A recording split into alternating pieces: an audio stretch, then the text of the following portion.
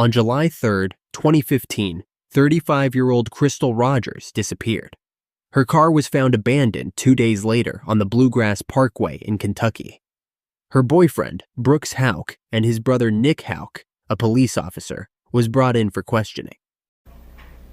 I just called, try to get over him before he comes in here. He's not answering his phone yet, so he must still be in the middle of it. Alright, that's alright. Alright, I'm going to take a minute here and read through your statement, if that's alright. Yes. Get an idea. You might have answered some of my questions already, so. But I did, I was trying to cover as much as I could. If my writing's not real legible, you just ask me and I can clarify real quick for you. Okay. Yeah. 4 o'clock, Bluegrass Center. And I don't know these. I put approximately on this before. Yeah, that's nobody. I don't expect you to know exactly. Yeah, no, there's no way for me to. Yeah.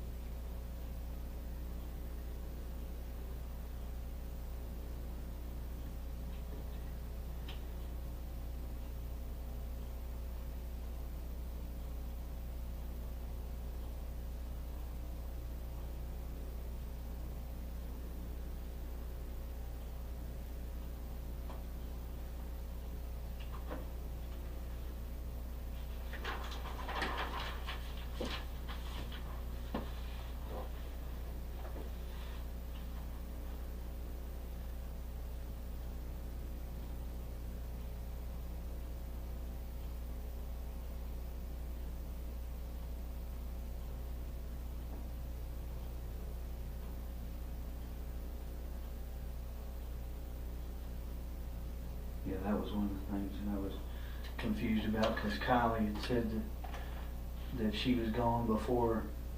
She said she had told me that she was gone before you got back from the gas station and before Mom got home. But I don't think that's correct, because her grandma said she picked her up about 7:30. So you guys were already gone from the house. She had to be there while y'all were there, right?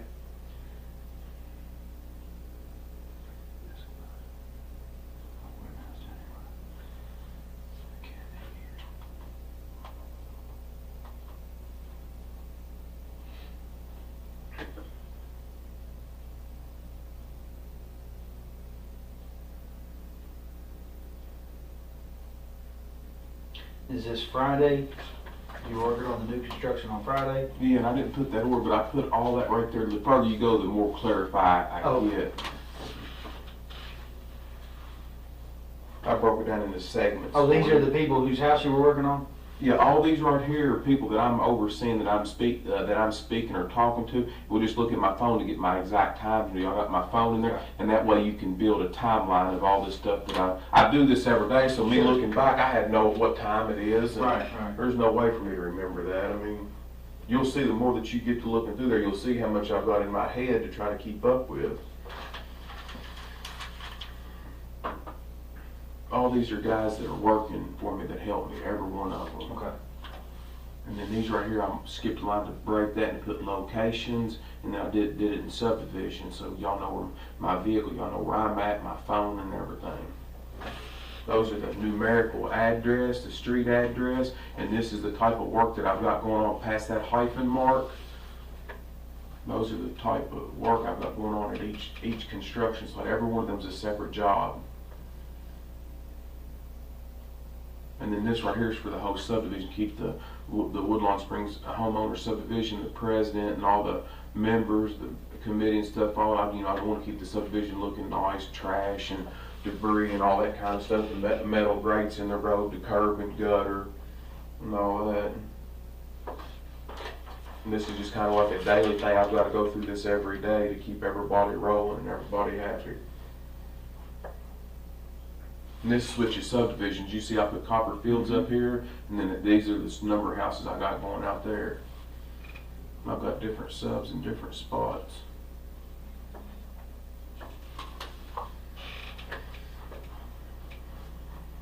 Sorry, that thing will go off pretty That's constantly. fine. It's not. I've got people all over the county too. All right.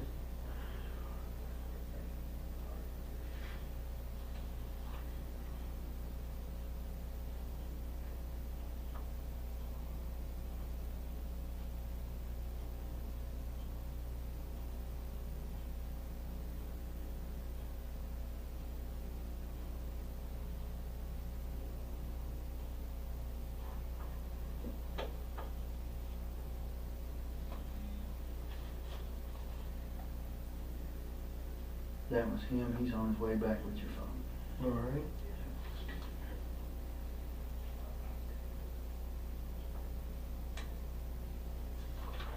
And I thought I had busy days.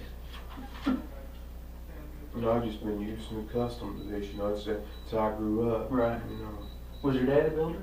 my dad was a construction worker for CSX Railroad. Oh, okay. About 24, 25 years. I read a book when I was in high school. That's what started me doing this.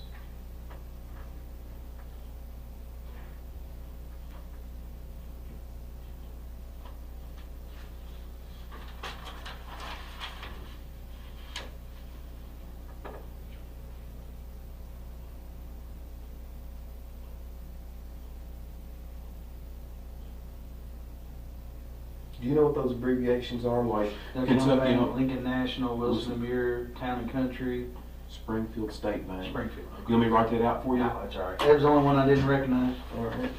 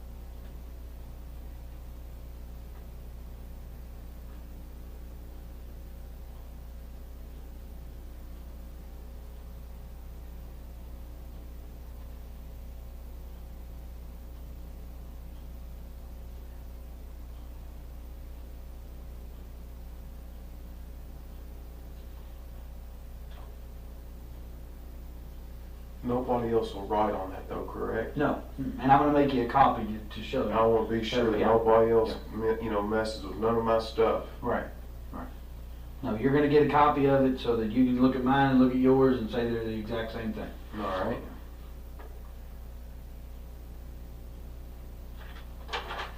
In fact, I'll do that right now. Better do it, take 4 pages at a time, running it up there. These recycled tablets ain't the best.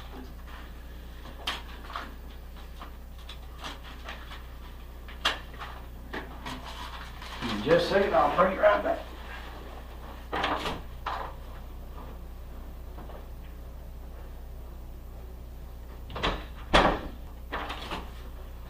Take a minute, go through those page by page and compare them just to make sure that everything's good to go on them.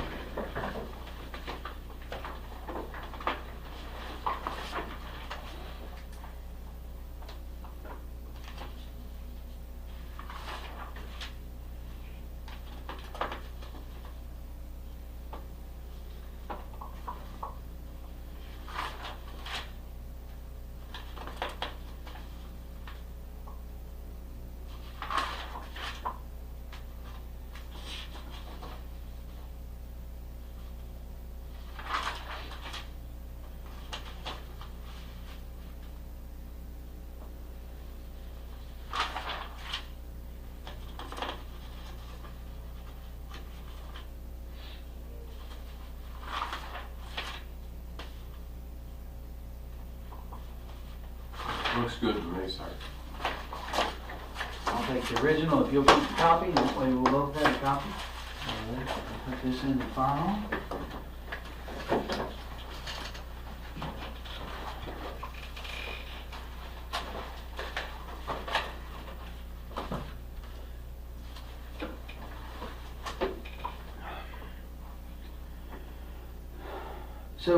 So we're obviously we're hearing tons and tons of rumors, right?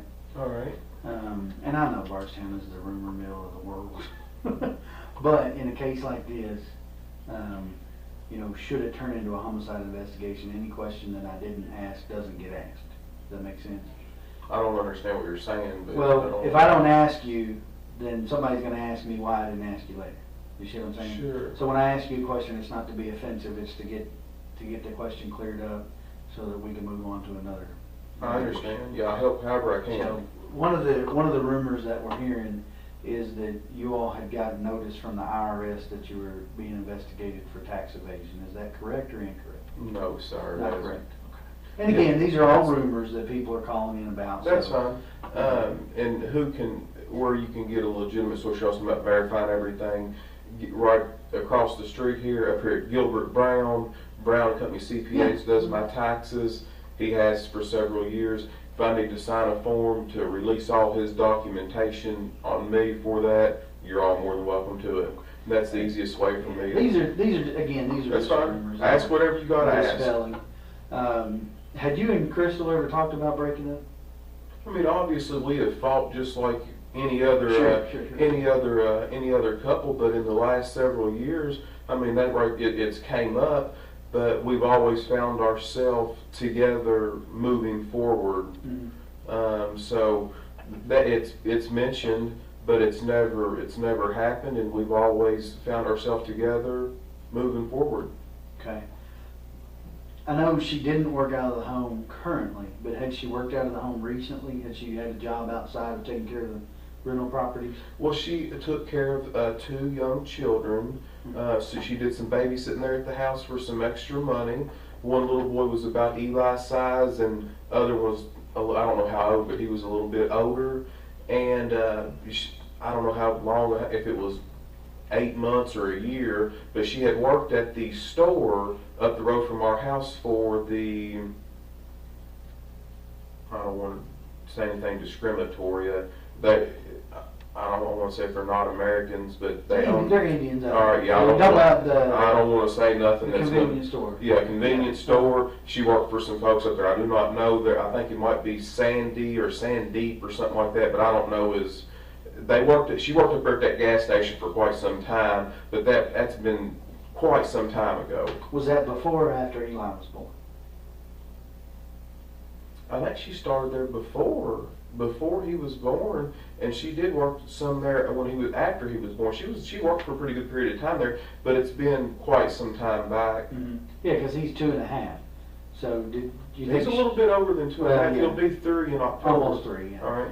So you think it was a year ago or better since she worked there? Probably approximately. I don't know. I would say give or take a 6-month window there. Something like that would probably be pretty accurate. But I do not know the answer to that. I do not know. I just know that it's been a period of time. Was it you all? Have you all, since you've lived together, have you all always lived on Glenview? That's the only house since Eli has been born. We brought him home from the hospital. We lived there. Okay. Yes. So, That's the only residence. you all were living there when she was working at the, and when she stopped working at the. When she stopped, yes, when she stopped working there. There was, I don't know, maybe 4 or 5 other girls that worked up there with her. I don't know their names. They didn't have a large amount of employees, just a few.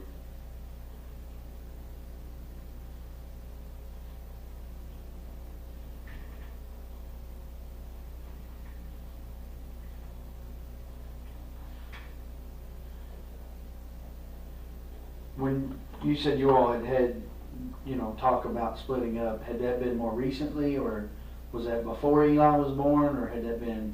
I don't remember the exact dates, but if you'll recall back in a couple of days ago when we had talked, whenever usually that had came up, she had always went to like Sabrina's house, or she went out with Brooke or to her parents for a short period of time, a day and a half, and after she cooled off, and we had a chance to talk a little bit, we always found ourselves back together. But it has been at times a stressed relationship. I'm not here telling you anything other than that. Sure. That is the truth, and that's accurate. Yeah. That has been discussed, but we've always found ourselves together.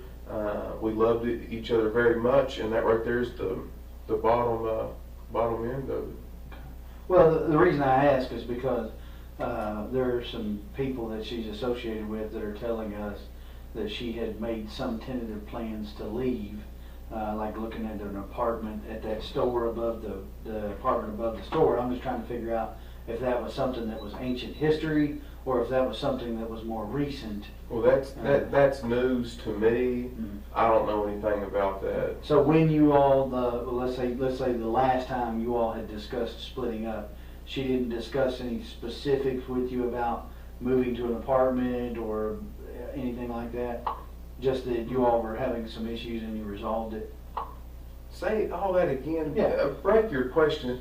Break them down a the little last bit. time that you all had that type of a disagreement, okay? The last time that there was the possibility that you might split up, did she specifically talk to you about moving out somewhere?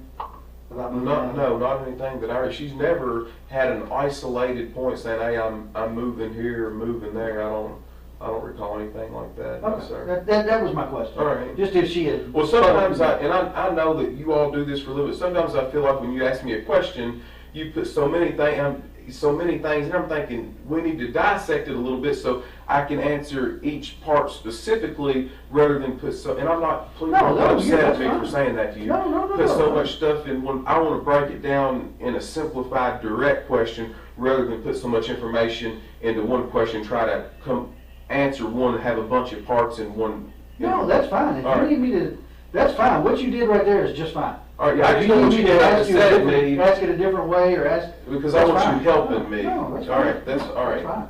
That's no problem at all.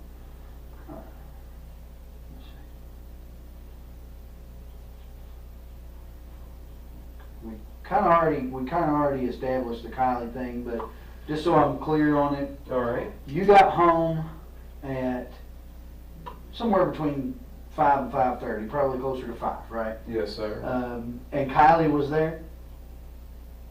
I didn't go in the house at that time. Oh, you didn't? Okay. No, I knew that whenever she was coming behind me, I knew that she was going to be there shortly. So what I did was I jumped on that little tractor. I knew I had a little bit of time, and I wanted to go up there and fill it up full of fuel, check, do all that kind of stuff, get my fuel levels right, so that I didn't have to stop. I've got, as you can tell when you look at that list, I got so much stuff to do. I don't have any unaccounted for time. I'm wide open. Right. If I stop for a few minutes, I go backwards, and I don't have time to do that. So so you didn't go inside, so you don't know if she was there when you arrived. I don't know if she was there. She was riding with Crystal. I do not know. And when you got back from gassing up the tractor, they were all there. Her and Eli and Crystal. All four, yes. Yeah, okay. And so all 4 of you were there. So during that time, the neighbor said she got home around 5:15, All right. give or take. That's right. So from 5:15 and I think I mentioned to you that I see on the video that you all go past Circle K. You go past the storage place and Circle K all within a minute or so, about 5 minutes after 7, thereabouts, give or take a minute. All right. So let's say you left the house around 7 o'clock. Fair enough? That's fine. There's going to be a little bit of time, but I'm just generalizing. So she gets home about 5:15. You get back from the store. You all are there from, let's say, 5:30 to 7 o'clock together, the 4 of you. You ate dinner at home, I think you told me last time. Yeah, we didn't fix nothing. I don't know what we ate. We didn't fix nothing fancy. Right. Sandwiches. Whatever we did. Yeah. You guys leave to go to the farm, but Kylie does not go with you. That's correct. She stays there waiting on Kathy. Her Mamaw Kathy, her father's mother. Yeah, Kathy Fenwick. Yes. Right. So she stays there. You don't know what time she gets picked up, but she's there when you all leave. Yes. Because that was one of the things, I think she got confused, Kylie, not Kathy. Kylie got confused about the time frames when I was talking But about I can't speak on their. Yeah, no, that's fine. I'm just trying to make sure I'm not confused. All right. That's what you said is my understanding of it. Okay. So you guys leave, you go, presumably you go out Bloomfield Road to Guthrie because you go past Circle K and not turn on Woodlawn Road. So you go out there, and then the next time I see you is when you pass Caddy Shack, the little restaurant there on 49. You go past there, and it's about the right amount of time for you to be traveling, you know. And then you get to the farm around, best I can figure out by the time frame on the video, is about 19 minutes after 7. So you're actually there, you know, roughly about 7:20. So Okay. so you get there. By the way, I twisted I guess it would be your aunt's arm to. Thought we noticed they had the video cameras. That's why. Yeah, that's fine. That's good. So she actually helped you out with the time. Good. Because it showed you coming. Now I haven't watched the full days yet, so I don't know anything about comings and goings. But I know you got there about 20 minutes after, and you left there about 11:55 thereabouts. Right. So during that time, from reading your statement, you left once and went down almost to Loretta Road and then turned around and came back because you decided the Tractor Supply might be closed, right? Yes. So that, you know, a little bit of time there. How long were you at the farm before you went to get feed and then came back, decided that it was too late? Do you remember, roundabout? It couldn't have been long. Because you were going to feed the cows, right? Yeah, it couldn't have been probably more than, I don't know, 15 or 20 minutes. Okay. I'm just trying to get an idea so when I watch the video, you know, I can kind of look for when you're coming out and then you're going back in. Yes. And when you got to the farm, do you know if anybody was there other than your mom? I don't know. Okay. Did you see your mom when you came in? No, we didn't. We didn't stop up there. We went straight down there. We were going there to feed the cows. Right. So. Well, yeah, but the barn's within eyeshot of the house. But sometimes she might park inside. Sometimes she might not. So I don't know if. Right. She got more than one vehicle.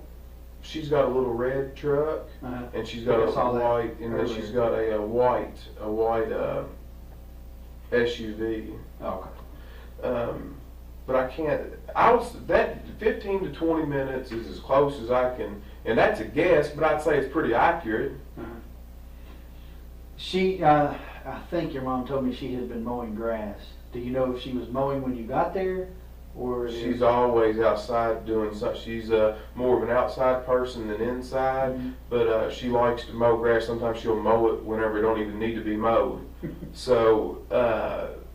But no, I don't recall her mowing if she was mowing. But you know, there's a lot of area there that if she was mowing, that I could have pulled in and not seen her. But I don't believe she was mowing. Yeah. Okay.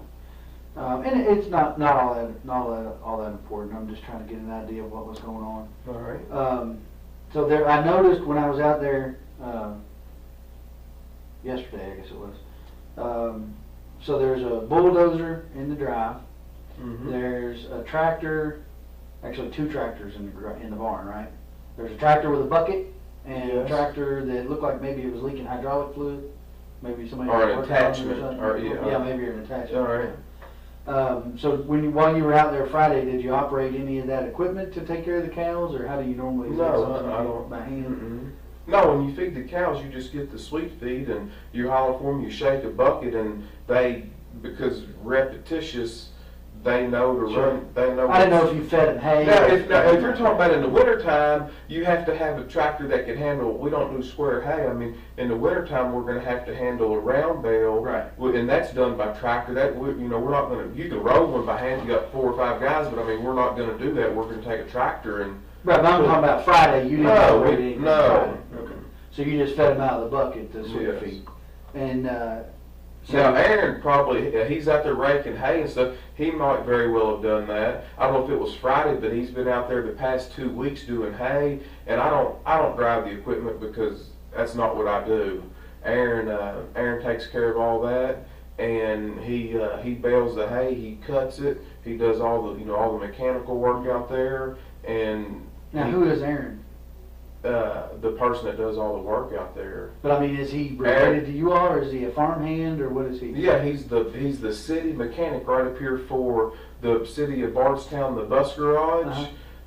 He does all the mechanics and does all the inspection reports for the city of Bardstown bus school system. Right, but how is he connected to your family? There's no blood relation. We graduated together in high school. You and he did? Yes. Okay, and so does he get the hay off of your farm, or? 5 of the cows out there that are out there are his. Oh, okay. So what he does is, whenever you look at this paperwork, I've got so much stuff going on, I'm not a farmer. I enjoy farming, but I don't farm. So what he does is an added benefit to me. He takes care of all the fencing, all the labor, keeps the equipment running. If it's round bales or busting ice and stuff like that in the wintertime, he does all that. He's got the time. He gets off early at 3 o'clock in the day. So he will come out there, and he knows about the mechanics. I'm not a mechanic, so he'll go out there and cut all the hay and prepare for the winter. Gotcha. He uses his time to do all that, to use the grounds out there for his cows, because he's only got about 7 acres here in town, and he wants to keep growing and expanding. And a way to do that, I don't have time to bush hog and all that, so I would rather keep up with the grounds by letting somebody do that and participate and let them. I don't charge him no money. Right. You see what I mean? Right. So but he keeps his cows out there. Yes, it's a good trade-off. Gotcha. Absolutely. Okay. But he wasn't there Friday, that you saw.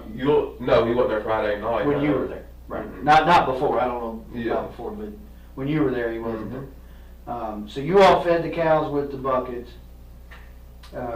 and watched them eat, and then you walked. Now, when you said you walked the road to the grab, you're talking about not just to the turnaround that goes right by the barn. We walked to the back To where the old county road goes through. where I put yes, exactly. Okay. Where the road gets a little harder. I mean, you can still drive a car on it, but there's a little bit of grass in the middle. But we. And that's what goes when you get to the cul-de-sac at the top of the hill. Right. If you get to the turnaround here, this the house is right here in the barn here. there. It goes right here is where and it goes back there far. And there's 3 big pens back through there. There's 3 separate fields where we rotate the pasture and stuff. Gotcha. Okay. And you said you walked from field 1? Yeah, let me just make it real clear for you. You can put this in your paperwork or whatever. Yeah, whatever. I didn't write that, but. No, I drew it out for somebody else.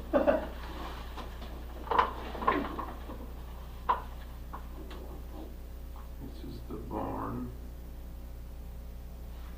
And then, of course, the fence does something like this. Right, kind of gives an angle off Mom's place. And then it goes all the way back. So somewhere right in here, this is a double gate. This is where we go in. Right here is where we enter the field, because this is barbed wire, And then over here is kind of an octagon's 8, but it ain't 8. This is like a pen out here that we can move, and then there's some troughs and stuff in here. And then I think right here, that field separates and then there's another gate right here. So this is number 1, and then and way up here, this is number 2, And and then- then number 3 goes a far piece back through there. So we go through this gate, and then the gate from 2 to 3, you know, the other gate's up here. Right. You know what I'm? Yeah. And then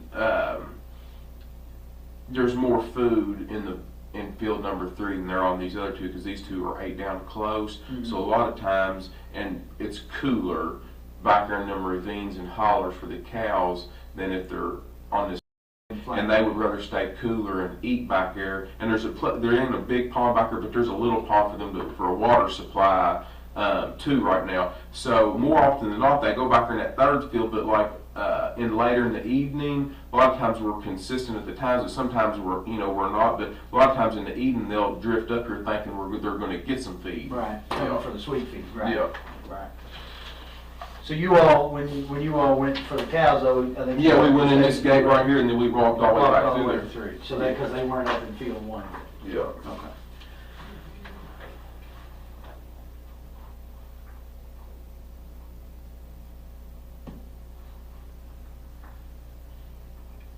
So okay, so you fed the cows. What else did I read there? Sorry. Make sure. I'm doing all kinds of crazy stuff over there.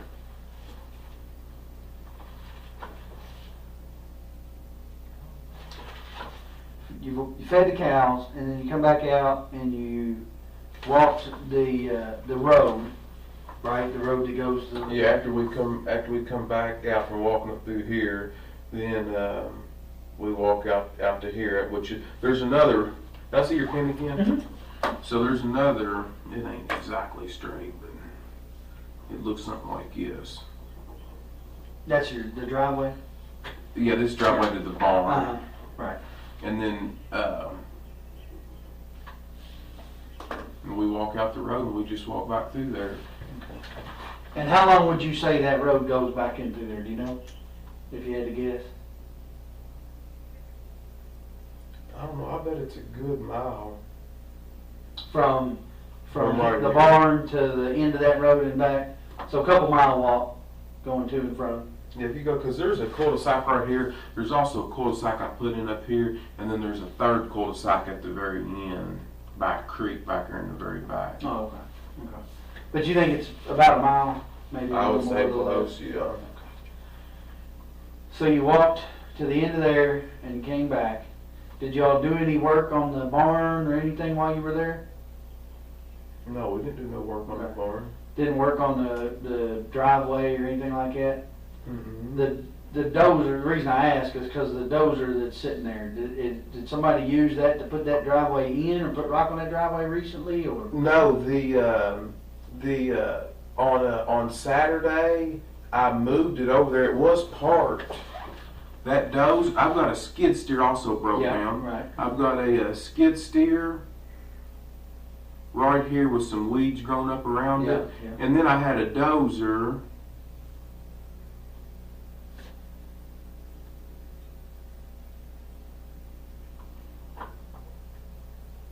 The dozer right here. Mm-hmm. And I did, I backed it right across here. Right here. And there's been water. This water coming in the front. There's a big door right here in the front of the barn. Mm-hmm. And water had been going in the front of it right here. And then I moved, and plus I wanted to. She's always complaining about, my mother is always complaining about the trash and rubble that she likes to keep everything neat and clean. She likes to keep the grass mowed short, but I'm not going to pay a high bill to take that stuff to the county dump when I can clean it up easy. It's too much to do all at once, but I can, every time I come out there, I can throw a match on it or burn a little pile. Eli likes to roast marshmallows, so what I do, and we spend so much time out there, what I do is put a pile, and I'll light a little piece of it on fire. Mm-hmm. And then that way I don't have a huge fire, but I've got enough that I'm constantly getting rid of some, and then they won't charge me that high density fee out there at the dump. So I'm going to take all this equipment, this skid steer too. I just haven't drug it over there yet, and then all these trailers where the weeds are high, I'm going to try to get it on both sides of these doors, you know, just to get it out of there. Did you burn anything Friday night when you were out there? Yeah, yes, it's not uncomfortable. I don't want the stuff piling up to the moon. I always light a fire. There was a little pile, probably, I'll write that on there. Right here with this little pile here. I think y'all may have covered it up. Y'all got out there. I think we did. Slung stuff everywhere, but yeah, I apologize. That it don't matter. Well, the dog, that lady's dog, she said acted like there was something under there. Oh, that's fine. That's fine. So I had a water problem right there, and I'm in the process of getting that right there fixed. We dug out right there in front of that door to try to let a vein of water come out because it's too low. The slab is. And that was Saturday? That was Saturday when I did that.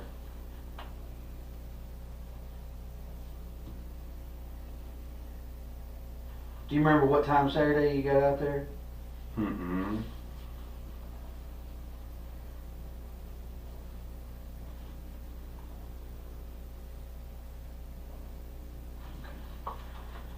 Was you before lunch, after lunch? Oh yeah, it was well before lunch. It wasn't. It was morning time, but it wasn't early morning. It wasn't late morning. It was about mid morning.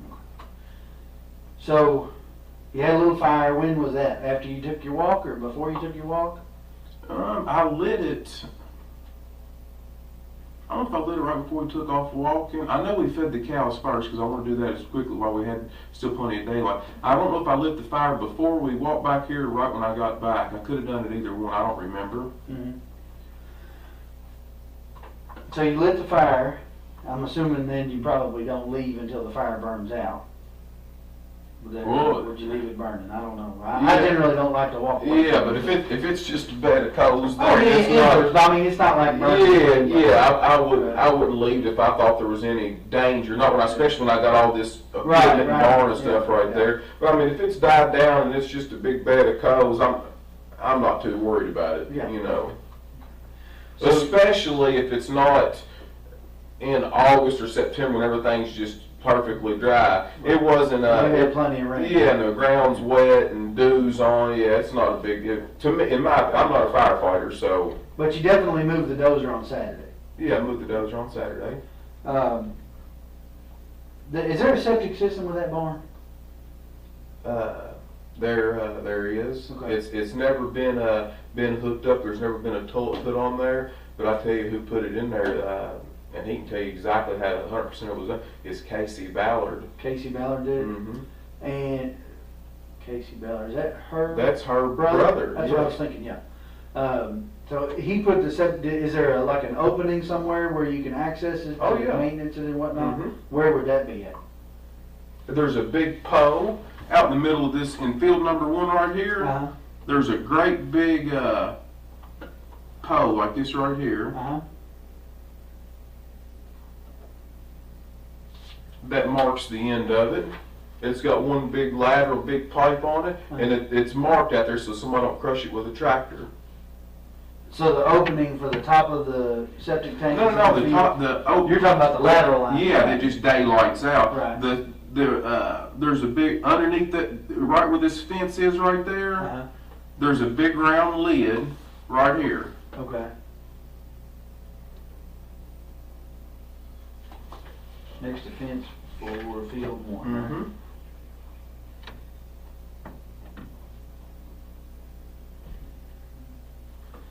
And how long has that septic system been there? I noticed the work Probably about kind of ongoing. Probably about 3 years, 3 years. I just never did finish that barn, because I've had so much other stuff going on. But in that barn, I've kind of got a little. Yeah, I saw where you were putting the cedar plant. I never got done with it, but I'm close to getting it done. I just never made it that far. Right. But yeah, right where that little plumbing, that little bathroom is, right on the outside of the barn, there's a big a septic tank right there, and then there's a great big long piece of pipe right here, a bleeder valve, and then it's marked by there's a big pipe. There's an iron T-post out in the middle of this field, and then I took a piece of PVC pipe that's weather resistant, and I just slid over top. It would stop the post from rusting, and it's also much taller than the grass, so that if the grass did get up real high, somebody wouldn't hit it with a bush hogger, and wouldn't hit it with a mower or something like that. All right, so you guys, you've taken your walk. The fire is down, maybe not out, but it's down enough, and you're leaving. And it looks, again, looking at the video, looks like it's about 5 minutes till midnight. All right. That's to me, and I've got a couple of kids, but everybody parents a little differently. To me, it seems a little late to be out on the farm with a 2.5-year-old. Where is he at midnight? Has he been asleep in the car for a while? Is he still he's still wide open, and Really? and any night he's so used to sleeping so later in the morning. His normal day, that's his 7, 8 o'clock in the evening. Really? His 11, because she sleeps much later in the morning. She stays up. So and it's always been that way. So and he's like good to people go do, at midnight. He's wide open. Yeah. Okay. So you guys get back and load up in the truck. Load up in the truck and you drive back. You leave out. I see you leave out the driveway at about 11:55. Somebody passes you on the drive back on Loretta Road about 10 minutes after midnight or so. He says, roughly, we're still kind of narrowing that down, but roughly sees you about 10 after midnight, which wouldn't be uncommon. It's been raining most of the day. The roads are kind of wet. 15 minutes from your mom's house to the golf course. There's Caddyshack. Mm-hmm. Not a big deal there. And so do you remember, or did you go straight home on Friday night, or did y'all stop somewhere? Or, because I'm thinking if that's their normal 7, 8 o'clock in the evening, it might be dinner time. Did you stop and eat something, or did you go straight home? We did not eat anything. I went straight home. Okay. So you went straight home. So if we assume that he's correct in about 10 minutes after midnight, another 10 minutes to the house or so. So you get I don't see it being that late. I mean, if that's what some of them things say, I guess you'd have to kind of go by that. But yeah, we didn't stop anywhere. We went straight home. Okay. So you could feasibly be home by 11:30. You could be home. I feel like it. Which is what you told me. You thought, Mm-hmm. or I'm sorry, not 11:30, 12:30. You could feasibly be home by 20 minutes after 12. If he passes you at 10 minutes after 12. All right. Which is a little off from what you originally told me, and you just said, I still think it's a little off, but we'll go with what the camera says as opposed to memory, because sometimes memory's not that great. All right. And I checked the time on her camera, and I'm allowing for about a 9-minute gap there between what my watch says and what her camera says. All right. So which puts you leaving there about 11:55, which, again, 15 minutes to Caddyshack is not terribly bad in the rain. So it could have been that he passed you at 10 minutes after midnight, putting you home roughly 20 minutes after 12. All right. Fair enough? Yes. So you guys get home 20 minutes after 12, right thereabouts. I think you said you went to bed first. Do you remember about how long you were home before you went to bed? I went to bed immediately. So when you guys got in, you went and did your nightly routine, and you're going to bed. I think you told me that she stayed up. And Eli, did he stay up as well? He was. And where was she at when? If there's any activity going on in the house, he doesn't want to go to bed. Mm-hmm. If everybody turned the lights out and we just got in the bed, he's going to follow us in there and lay down with us. But if I go to bed and she stays up, he's not going to come in there to bed till all the lights are out and then she goes to bed. If I was doing something out there and she was in the bed, he's going to stay up with me until the lights are out until I go in there. Do you see what I'm? Sure. Yeah. So that's what. So he's going to stay up with Mom. Right. So, and before you went to bed, or any conversation, I know you told me that you all had a conversation Friday evening sometime about the kids. We'll talk about that in a minute, but you said you all talked about the kids Friday evening. Does that conversation bleed over to when you get home, or is that conversation done? No, whenever I got home, I went to bed. I mean, it was relatively, quickly when I got in there. Okay. The conversation does not bleed over. Okay. So you go to bed, she stays up. What's she doing? She's just on her phone, playing, I don't know what game, but she normally plays a game. Right. Some kind. She's got several of them on there, but I don't know which one. Okay. So she's on her phone, messing around, doing whatever, and you go to bed. Do you know what time Eli came to bed, or she put him into bed? I don't know. I Don't don't have know. any idea. I normally go to bed earlier than that, so when I went to sleep, I'm a pretty heavy sleeper. I wouldn't have noticed, if he crawled in there, So you said you're a pretty heavy sleeper. So your phone is getting phone calls. I can see it on your phone logs before 7 o'clock in the morning on Saturday morning. Do you hear that going off? Do you normally keep it in there? Yeah, but I don't have to. At that time, I've got an alarms on my phone at 6 o'clock and 7 o'clock. Sometimes I've got them at 4 and at 7. But my alarm most mornings goes off. I always have it for 6 and 7. But I'll wake up before my alarm goes off. But that's not uncommon for me to get calls really early in the morning. So what time do you think you got up on Saturday morning? I probably woke up around, in between that time, like 6 or 7 o'clock, and then I left. I did my normal thing, changed my clothes, put my clothes on, and headed out. Shortly after that, Well, I'm sorry, I forgot to ask you something. There, on the phone records, there appears to be a phone call around midnight. All right. On Friday night, Saturday morning. All right. I'm talking about on your way home, basically. All right. Do you know who that person was that called you around midnight?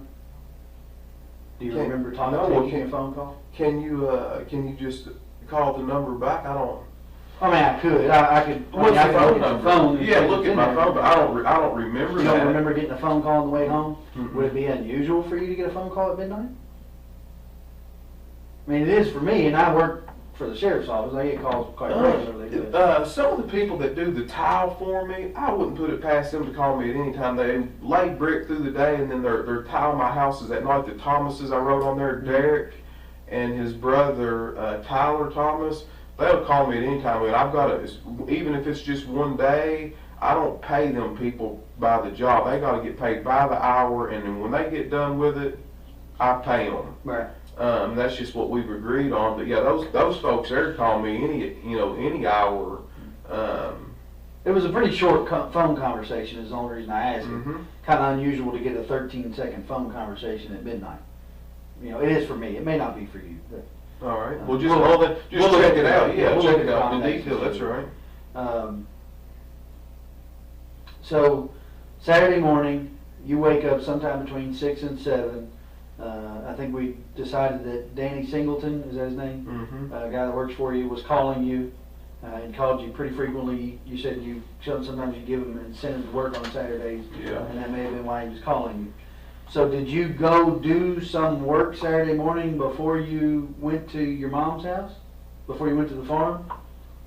Or what did you do Saturday morning?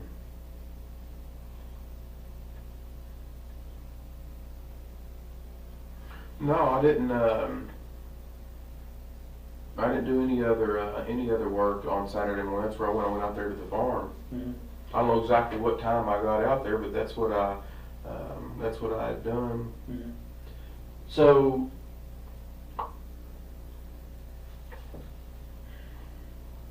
you get up between 6 and 7, and where's Eli at when you wake up? He's next to me. He's in the bed with you. Mm-hmm. Okay. So you get up. Does he get up with you? He's still asleep whenever I get up, but I go to the bathroom and all that kind of stuff, and he's still sleeping there on the bed. Mm-hmm.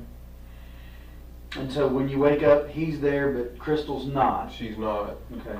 And so did you try to call her, or? Yes, I noticed that she wasn't there, and I didn't know exactly what to think. I don't know what time I called her. Yes, I called her that morning.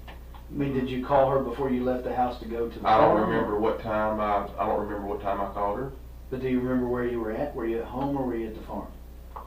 Or you were on the way to the farm? I don't know, somewhere in between. I don't recall. I don't know. That's fair enough. So Before you go to the farm, you feed Eli breakfast?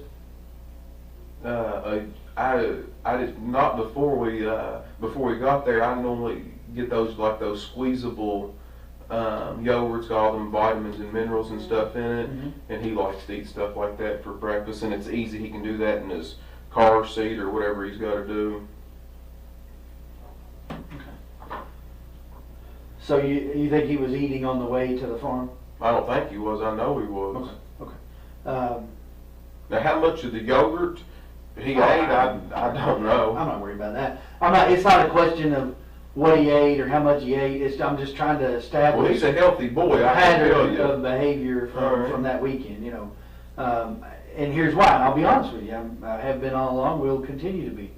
If I woke up on a Saturday morning and my wife wasn't with me in the bed, as is normal, which might not be normal for you, I don't know, but for me, it would be normal, particularly if my wife's a late sleeper, which mine is as well on Saturdays, for her to be there in the bed when I get up. So if she were not, probably the first thing I would do would be to call her to find out where she was. But what you're not aware, what you're missing is a lot of times that her and Brooke, her sister, or Sabrina, a lot of these girls that they do all these, they go out and do stuff. Sometimes they do these, and this is going to be embarrassing for me to talk to you about, but I'm wanting to get everything cleared up as quickly as I can. They do these fantasy parties. All these girls get together. They talk about and do whatever, and it's not uncommon for them, when they go out and party, they stay out the better part of the night, if not the whole night. So, and of course, I always have the children, during that. They don't take the kids to that. Matter of fact, I take care of some of their other children while they're the ones going. It's not uncommon because they know I don't get into all that stuff, and they know that I'm a man, don't get me wrong. Understand that, a white-blooded American male, and there's no sense, I'm not telling you anything different, but they do all these parties and order all this stuff. Well, who gets the kids? I'm good enough to get the kids for all this, and I'm a good enough person to do that. And then when everybody sees a little bit of distress, they're going to throw me under the bus. They need to re-examine all these other actions, and I can understand the family wanting to vent and stress, and it makes perfect sense to me. But these people know me better than what's going on. And before this is all over and done with, you all are too. But it bothers me because not only have I been a victim, my mind's not even where it should be, because I'm trying to protect Eli from this, and he's the most important person that I'm trying to protect. I don't care about them dragging my name through the mud right now, because I'm wanting to keep the main focus and emphasis on bringing her back safely and as quickly as possible. But it really bothers me what's being done in the method that everybody's pursuing and doing, because what's going to happen is I don't want their apology, I don't want nothing from them, but then after this is all said and done, they're going to sweep it under the rug, and then they're just going to forget about what they've done to me in the process. What I've got to be faced with now is, as good a mother as Crystal's been, now nobody's going to love you like a mother. Now Eli is in an atmosphere where I've got all the hope in the world, but now I'm a single parent, it appears to me, where she's been there 100% of the time for him, to raise and rear him, where I know that he didn't have to go to a daycare or a babysitter, and I know that his mother is going to take care of him. And now, where am I at without that love and support from her? Now I've got a little boy who's 2, who's going to grow up his life. If something's not done, where she's not brought back safely, now one of the very most important people in his life, he's got to grow up without. Right. Do you see what I'm saying? And I'm in here answering a bunch of bullshit that I'm doing the best that I can possibly do with, but it's taking a lot of energy and effort away from the other efforts that could be out there trying to help and bring her back here safely. I can't even go out on the side of the road without looking like a murderer or something like that. It's wrong. I've been extremely honest with you all, and now I'm up here they can have the house, y'all take anything that you want. You don't need any of that paperwork or search warrants. And now I'm up here trying to get my head where I can be on the side of being able to protect myself and defend myself for my son whenever I'm the one that's, I feel like, has the largest loss. Yeah. So do what you got to do. I'll do whatever I can, but this is starting to get silly. I don't need an attorney. I haven't asked for an attorney. I don't need none of that. I'm innocent. I'm willing to talk to whoever. But this to me is really starting to get silly, because I feel like, I don't have a Facebook page. I don't have time to get on the internet. I don't know a lot about computers. Crystal did all that for me. I didn't have to do it because that's something else that she always took care of. So now I have people coming back to me telling me that they're completely trashing me online for the whole media. You know, I've taken 17 years of my life, and I feel like I've worked hard to get a good education. I've worked hard all these years. I've built a nice life for me and my family, and now my whole family's name is trashed for something that's completely not even tied to me. That's where I'm at right now. So I'm extremely upset. I'm hurt over it. I try to put on a tough shell and a bubble and move forward.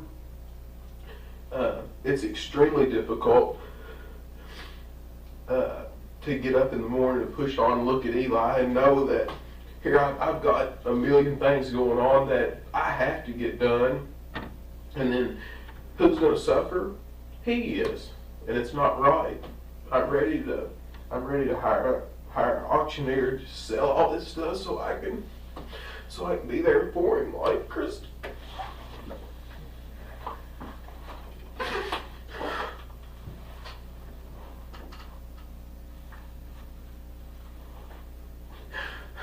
What else do you want to know? Take me. It's all right. No, It's fine to be upset. I understand. It's fine to be mad. I understand that too.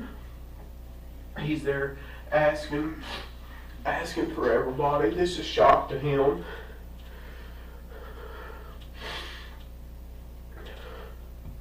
It's okay to be upset by it. I understand.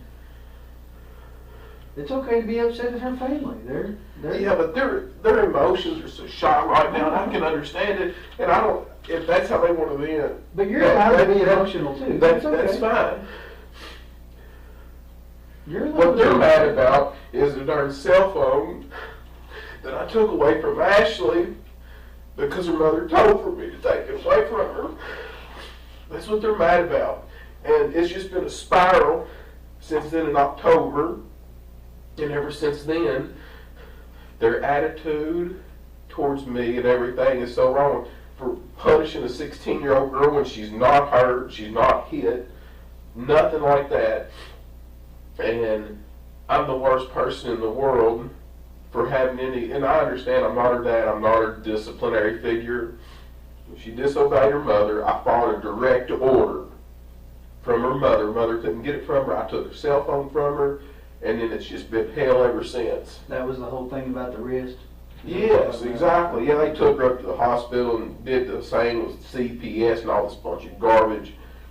They ruled it unsubstantiated, or however they wanted to say it. No bearing, or whatever you want. You can pull the reports. They documented it all. You can get all that stuff too. You want some water? No, I'm good. Let's move forward. Whatever you need, I'm here to give to you. Okay. I'm innocent. I don't need an attorney, so I'm good. Ask whatever you want to ask. Okay. Well, if we can just continue with the conversation, and I don't want to rush you. Take your time. I think we left off around about Saturday morning. So you guys got up, and she wasn't there. So you and Eli got ready and went to the farm. Did you go anywhere else before you went to the farm? I didn't stop at McDonald's or nothing to get any kind of breakfast because he had that yogurt, that squeezable breakfast, whatever. I don't know, whatever. Some of them still in the refrigerator if you want one. It's okay. It's fine. So he went to the farm, and was your mom there Saturday? Do you remember? I didn't stop at the house up there either that morning. What do you do with Eli while you're working on the equipment? Do you have? Is he in the I'm equipment not. with I'm you? usually not one that works on the equipment. Sometimes I might drive some of it, but yeah, if I get on that little tractor, he rides in my lap.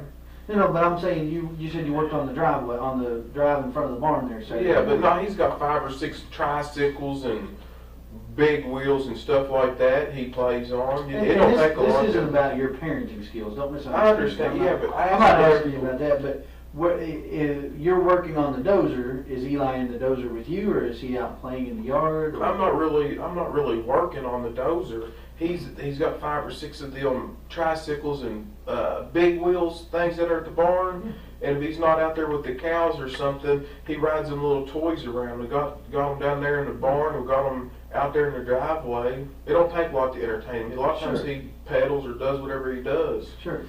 But how long would you think that it took you to fix that area you said was taking on water there in front of the barn with the dozer? No, I don't know. A lot of times on Saturday, I just use that as a place to vent and get away from what I call the city, not just like Bardstown's the city, but all the right. city stuff that goes on, loud music and all that. Out there you hear crickets. Yeah. You know, you don't hear a lot of people, so I go out there to a lot of times just to get away from the stress of all these tenants and stuff, calling these new construction contractors and stuff. It's a kind of a little vacation away from home.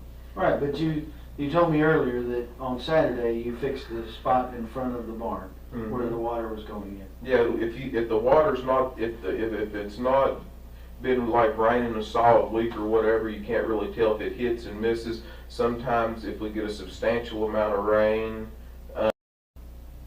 you can kind of tell where problems are, like you know, and I could tell. So that's just what I did. Just piddle, just nothing important, just piddle. Right, but would Eli normally be in the bulldozer with you while you're operating it? Was he in there with you while you were operating it? He's drove it, not that more there he wasn't. But yeah, I mean he has been in. He's drove the bulldozer before. He's drove all the tractors out there before. Okay. So that morning, did you say Mom was or wasn't home? You don't know? I don't remember. You don't know. Okay. So you don't know that he was out riding on his tricycles or whatever. When you said in the driveway, you mean the driveway for the house or the driveway that you're working on? Say it again now. You said you were working on the driveway in front of the barn with the dozer, right? Yeah, we're down there by. And you said he was probably riding on tricycles or something. Yeah, I'm sure he was running on the concrete slab. It's easier for him to pedal on the slab than it is outside there, and I can see him better. My visibility's better if he's in there than out here. Right. So he was here by the barn and not over by the house in the driveway. No, he wasn't by the house. Gotcha. Okay. So you guys finish up whatever you're maybe gonna do later that day or something. He might have went over there. The chickens might have come down there. He might have done something with them. I don't know. But it's not uncommon for him to. The chickens out there, they can be fast, but they're not scared of people because he plays with them so much. But you can catch them pretty easy. I mean, he treats them like a cat. So you guys, any idea how long you were out there? Saturday? It was usually on Saturday I'm not in any kind of a rush because I try to take, I usually try to take it easy on Saturday. Okay. So did you eat lunch out there?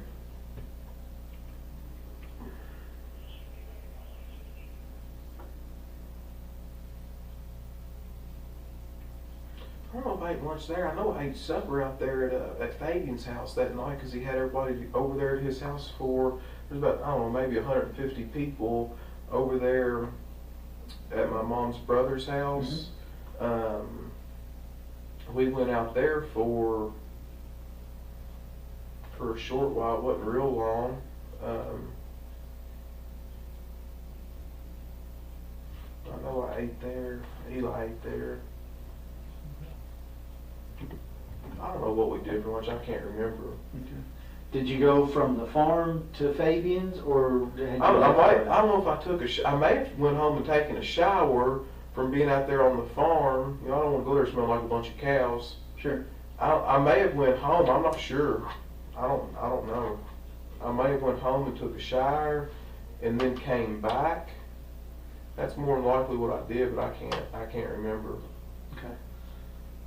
So then sometime Saturday evening, you went over to Fabian's house. Do you remember around about what time that was? That would have been 4th of July. Yeah, So- that's when we were supposed to go to that. Mhm. Did you all stay out there for fireworks, or? We didn't stay that late. I know that there was a bunch of people there that I hadn't seen in a good while. That my mom's got a pretty large family that I hadn't seen that I wanted to see them, but we didn't stay out there real late.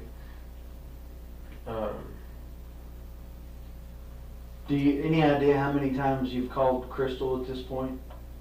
By the time you went from getting up Saturday morning until you were going to the family gathering at I know I Fabian's? called her back around maybe noon again the second time, and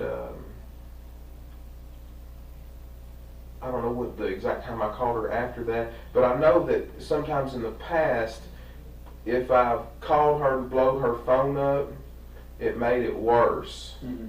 So sometimes I've just called periodically, and I found that she doesn't take as much offense to that. You know, if you're just disrespectful to them, especially if somebody's mad, it just makes it worse to Right. keep calling them. I wasn't even alarmed. I was for sure the girls were doing this to me on purpose. Brooke and Sabrina and them.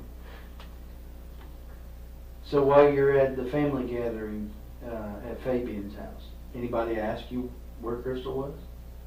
Mm-mm. She hadn't went out there to Fabian's house a whole lot. Some of them people knew her, some of them people out there wouldn't have known her, but right then I don't Not remember. really a big deal for them. No, and it's something that those people there we see once sometimes every few years. So a lot of them people really hadn't. Some of them have seen her, and a lot of them have not seen her. Mhm. You know, haven't met her. Sure.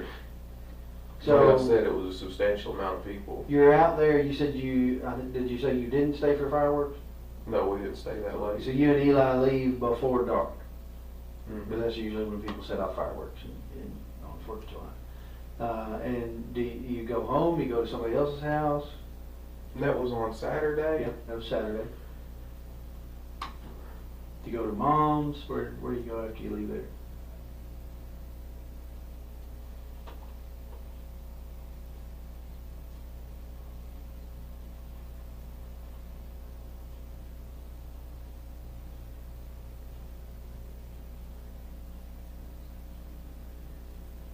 No, I think we rode with my mother over there. To Fabian's house? Hmm. Yeah, we rode with her, and then I went home after that. So you rode back to Mom's house with her, and then you didn't stay at Mom's. You went back to your house. Yeah, I didn't. I don't know the exact timing and all that right there, but I do know that I rode with her over there to Fabian's house. Okay. And you left her house and went home. I don't know if I stayed there any period of time or not. I may have stayed there just a little bit. I don't think very much, but I might have stayed there a little bit. I'm not sure. I mean, you didn't stay the night there. No. Did you go anywhere else after you left Mom's house before you went home? Not that I can remember. Okay. I tell you, what'd be a good idea for folks is to put a darn camera. You think I'm joking? I'm being serious. You try to go back through this. I need to put a camera in your vehicle and up there in front of you, just live on tape, and then you. Well, I'm not asking you to recall every detail of your life, brother. But I'm just trying to. But it would help me if I could. Well, but listen, I couldn't tell you what I did 2 days ago. I couldn't tell you what I did before I started investigating this, because I've been investigating this for 3 days. Mm-hmm. You know, so I'm not asking you to remember every single minute, but you know, and I realized that it wasn't a big deal for her to be gone for you, but you know, most people can remember, you know, most of the things they did during the day, not every single minute, but you remember going to Fabian's house, you remember leaving Fabian's house and going to Mom's, right? And going, so if you went from Mom's house to home, you'd eaten dinner at Fabian's. I don't know if it was her mother. I met her mother at the gas station somewhere. One of them days. Mm-hmm. Her mother, Sherry, Mm-hmm. Crystal's mother, Sherry, and I don't know if Ashley was with her and other kids were with them, but I stopped at right there in front of Walmart where I get a bunch of fuel at, up right at that Murphy station across from Lowe's right there. Right. And I was on the phone with either Ashley or Sherry, one, I forgot which, and they said, I tell you what I've done too, I talked to Brooke on the phone at the farm. I talked to Brooke, her younger sister, before I left because I was heading into town to get fuel at that point. So whatever time that I talked to Brooke, you'll know that I left. So make a note of that. I talked to Brooke on the phone, and that's when I was leaving the farm on 49. And I drove in 49, and then I made a right there on 150 and went up there to Walmart. And then I got on the phone with Sherry, or Ashley, when I don't know whose phone they were on. But that'll help me right there, because that's, you can pinpoint an exact time. And then I pulled in there to that Murphy station. And then Sherry came up there to my window. Okay. And asked me if I'd seen Crystal. And this right here is after I have I talked to Barbara Lane, and I sent her, I called her a couple times. I don't think I got an answer. She's probably busy doing something. And then I sent her a text message. And after I kind of stayed on her, she knew that it was serious because it'd been longer than normal when she'd done this before in the past. And this was Saturday? I'm not sure. You'll have to. So much stuff happened all so quick. You'll just have to dissect. That's the reason I've given you all my stuff. Sure. Yeah. You can dissect all that and figure, get an exact time. So I called Barbara and I sent her a text message. I talked to her mother at Walmart, up there at that Murphy gas station. I had Eli with me then, of course, had him with me all the time. And she wanted to look at Eli. She said, "Where's Eli?" I said, "Right there." And then she spoke to him, and she looked at him and said hi, and he said hi, and that was it. So she just asked you if you'd seen Sherry, and you told her no? No, she asked me if I saw Crystal, sorry. Crystal. Getting my names confused. So Sherry asked you if you'd seen Crystal. She's the only one. Everybody else stayed in her vehicle, and then she walked over to my truck. And when you told her, what, I haven't seen her, don't know where she is, and she just said okay and asked about No, she thought that the wisest thing for us to do was, she said she was going to go to the police station. Okay. So and I told her that, I think at that point I'd already talked to Barbara, I believe, I'm not sure, Barbara Lane, and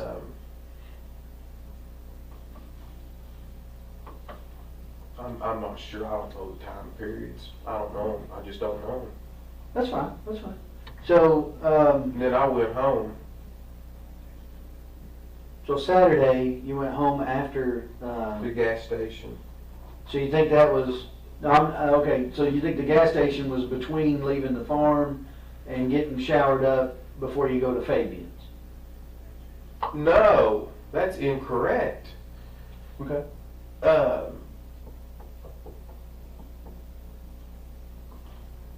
You said you were leaving to go get fuel. Yeah, I did leave the farm to go get fuel. I don't know. I don't know if that was Friday. I don't know if that was Saturday that I got fuel. I'm sure I did it with my card. I can prove what time that was too. And so I talked to Sherry. Sunday? Do you think it was this? Do you think you talked to Sherry the same day they reported her missing? She said something. Yes, she said yes. Okay. The day that yes. So they reported her missing on Sunday. Then it was Sunday. I feel like whenever. That's because Sherry told me she's going to the police station. Is Sherry the one that reported her missing? Sherry's. All right. I had a question from the media or from the news that I wanted to ask you all to think about. That you all said that a family member found her car. How does that happen? Rather than the police department, as large as this county is, a family member. Well, that's a pretty big family, and as I understand it, someone who knew them called them and said there's a car that looks like hers on the parkway, and they went out there. Who was the family member that found that car? I don't know, I have to look at my notes. There were two of them. Am I able to know that Oh, yeah, question, that I can answer? tell you who it was. I just have to look back through my notes and see who it was. And I'm That's not understand. great either, but I want to say that it was. I'm trying to think. There was. You can look back at them, I'm sure. I want to say it was a brother and nephew. I know we took elimination prints from one of them because they touched the car before we got there. So we took elimination prints from them like we did from you to rule out any prints that we found in the car as being that person. All right. So I want to say that it was one of her brothers. How many She only had Casey's or Casey's. So I want to say it was her brother and maybe her dad that went out there. But I think it was her brother that somebody actually called, but that may be incorrect. I'll have to look at the notes and see. But so Saturday evening, you went to Fabian's house. You had dinner. You went home. You're home all evening with Eli. Mm-hmm. Okay. Anybody come over? Anybody not? Yeah, I feel like Richie comes over to my house all the time. He's over every day. Who's Richie? Richie Riggs, he's my manager, my real estate agent. He lives next door at 115 Glenview Drive. He's one of the people on that list. Okay. So you go to bed Saturday night. You got Eli with you, presumably, because you said you guys went home from Fabian's. Not presumably, he was with me. Right. Well, I didn't want to put words in your mouth, so if he's with you, tell me. He's with me, yeah. Eli's with me. Again, not trying to offend, Yeah. I just don't want to put words in your mouth. Yeah, I don't want you to either. So you and Eli go to bed Saturday night. You get up normal time Sunday morning. Do y'all go to church? No, sir. Okay. Didn't go to church. But on Sunday, I don't remember what we did Sunday. Okay. Well, I mean, I don't want to. Is Sunday when I went in? Is Sunday when I came up here and talked to you that night, or Saturday night? That would have been Sunday night. Mm-hmm. Sorry, let me make sure he's giving me what I need here. Your phone's on my desk. That's what he was telling me. That's fine. I ain't worried about that. Hope you had fun answering it. He probably didn't answer it. Yeah, Sunday night you came up here and talked to me. That was after they found the car and everything. So sometime Sunday after 12 o'clock is when you talked to Sherry at the gas station. I think, and I'd have to look at your phone to see, but correct, and you may know or might know, but you called Barbara. You called her Barbara Lane. I just called her Barbara. That's all I've ever known her by. But Barbara Roby was a Ballard, right? Yeah. You called her and talked to her about Crystal being gone, or she called you? No, I'm the one calling her. Okay. And what does that conversation sound like? I think the first time that I called her, that I don't think she answered the phone. So I left a message, and then I don't got a response, and then I sent a text message to her, and that's when she called back, and I think she tried to call her and she didn't get an answer. Okay.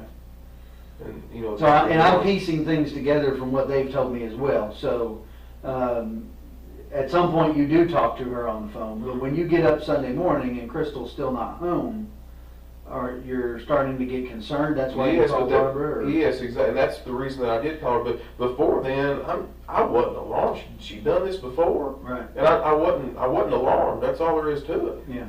So you called Barbara. I knew I gave Barbara Lane more credibility than Sabrina, Brooke, or any of them, because I know them young girls. If Crystal tells them not to say nothing, you ain't gonna be able to beat it out of them. Right. And them girls are they're just like, especially to a guy, if they're fighting, they're not. And I'm smart enough to know that, but I knew Barbara would say, "Hey, she don't want to talk to you," or "She's fine, just leave her, give her some time." I knew Barbara wouldn't keep me. She's a mature woman. You understand the difference in what I'm. So she would at least, I feel like, let me know, hey, where I wouldn't have to worry. Right. She might not give me no details or nothing, which is fine, but she would at least ease my concern.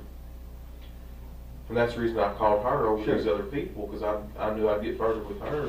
And at some point, so you do talk to her, and as I understand it, at some point she came over to your house. Mm-hmm. Is that right? She's been there a few times since then. Right, but that particular day she came over to your house, was that before or after you talked to Sherry? Do you remember? I have no idea. No, that's fine. So you... To be honest with you, I don't even remember doing that.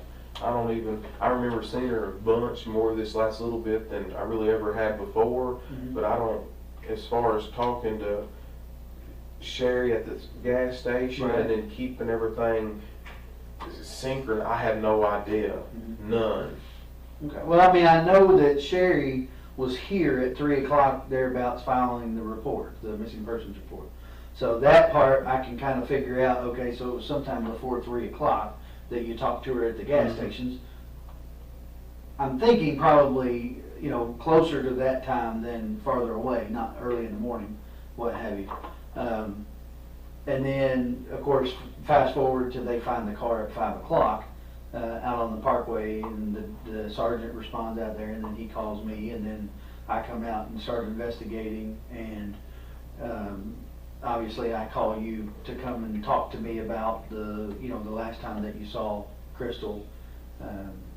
So that kind of builds my timeline. Obviously there's some gaps in there, understandably. But some of those gaps become really important. For instance, validating or invalidating the guy's statement about her being on 49 between 1 and 2. You see what I'm saying? The gaps in time become really important to me, because that's how I determine where my gaps in the investigations are and where I should focus my investigation. I've got guys out there that all I got to do is call them and say, hey, go check this out. But I have to have something for them to check out before I can call and tell them. Couple things that I want to get into that are going to be, somewhat personal, okay? And it's not intended to pry into your personal life. It's intended to pry into what's going on in Crystal's mind, okay? I'm trying to get a reference for her frame of mind for the past few days before she goes missing, so that I can rule out any possibility of intention to harm self or things of that nature. You understand? And I don't know that I can rule that out. But what do you think about it? Do you think that that she has the potential to harm herself? I don't know any of all that. Crystal is not that kind of person. I don't believe at all. I don't feel that way at all. Mm-hmm. So you don't think she had any suicidal tendencies whatsoever? No, sir. Never tried it in the past? No. Never come close to ODing on drugs in the past? No. When she would go out, did she drink much? She's not a whole family drinks, but she drinks a little bit, not any. To the point where somebody has to bring her home and drop her on the front stoop? No, she ain't no drunk. Mm-hmm.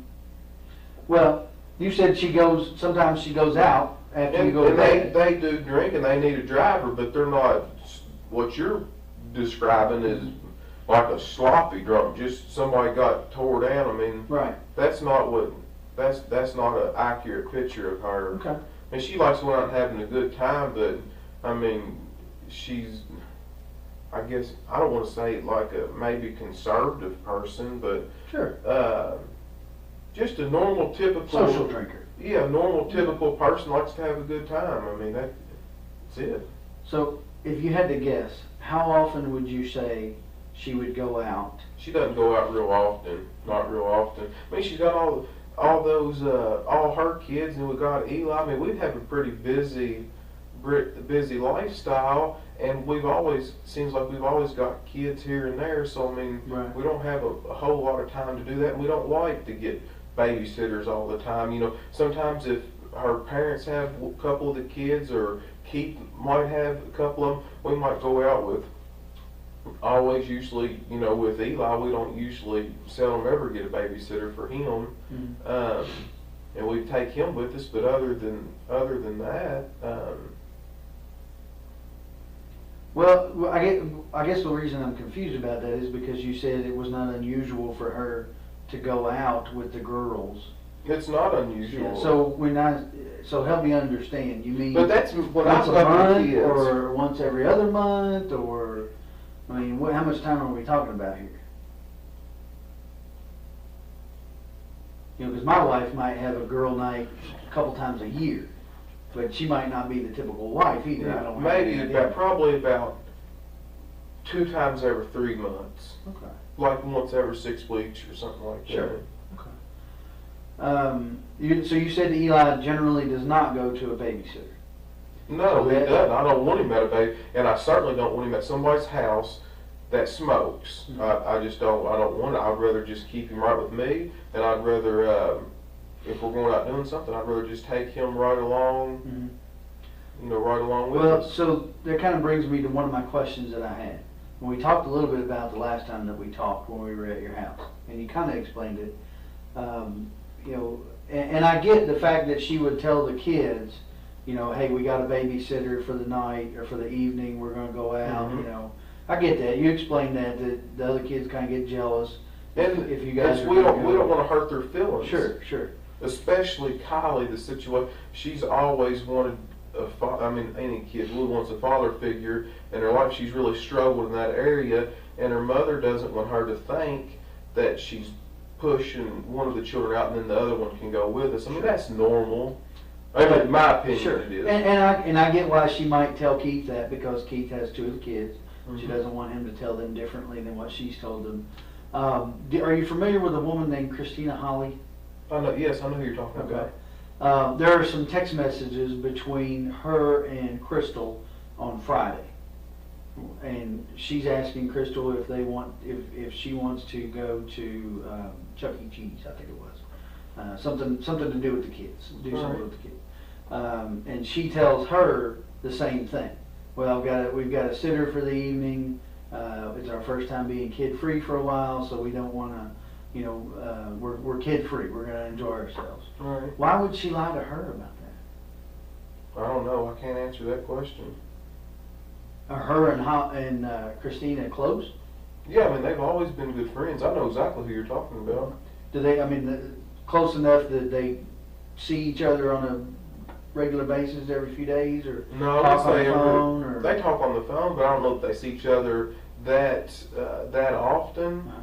But I think we were also supposed to maybe go to the zoo or something too. She was going to take. She's got a little girl that's really close to this, born in the same month, month apart.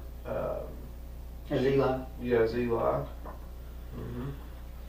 I mean, it's just curious to me. You know, these are the things that make me wonder. And in any other situation, they might not amount to nothing. But Did you ever talk to the girl, the Amanda? Mhm.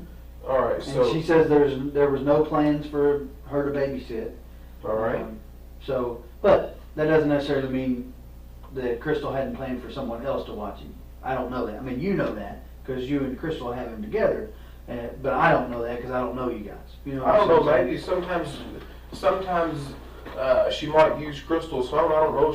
I don't know. I can't answer that. Right. I do not know the answer. Okay.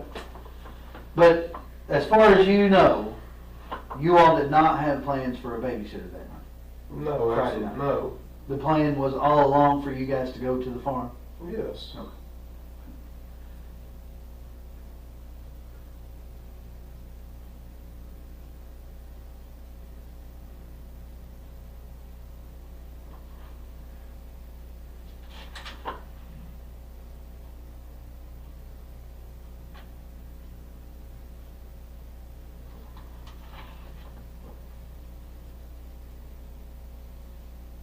Give me just a second. I want to get your phone and look that phone number up. All right.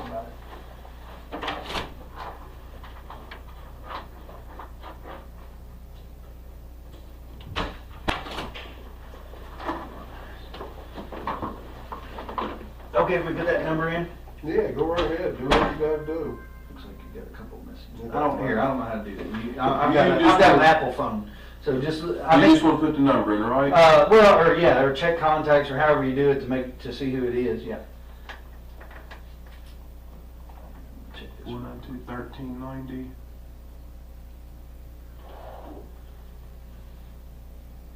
Just call it. Oh, Steve Lawson. Okay. Who is Steve Lawson? He's somebody that works for me.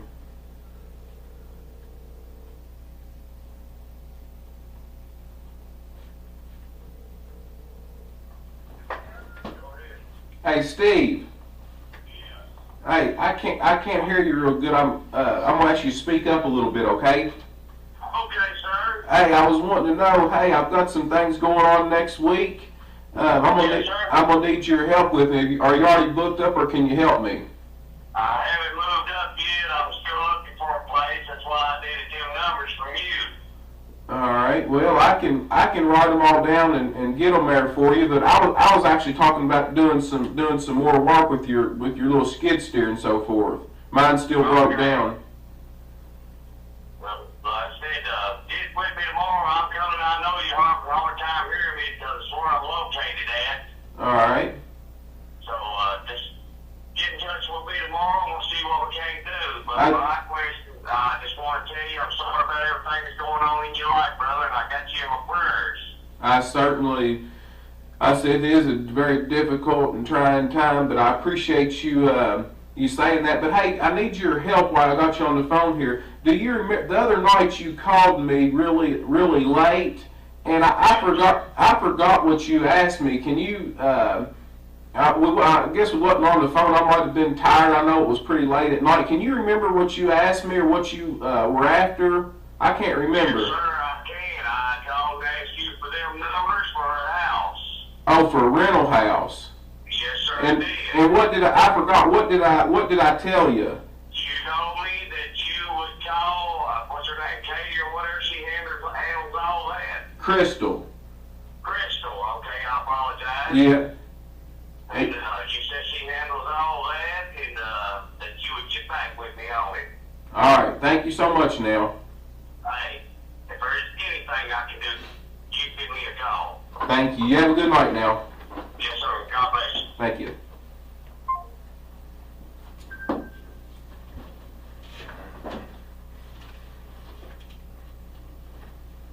Okay. So that begs a question in my mind. All right. If she's in the truck next to you when he called, why would you need to call her about getting numbers for rental Because property? being that late at night, we're headed to the house. You know, I just wouldn't.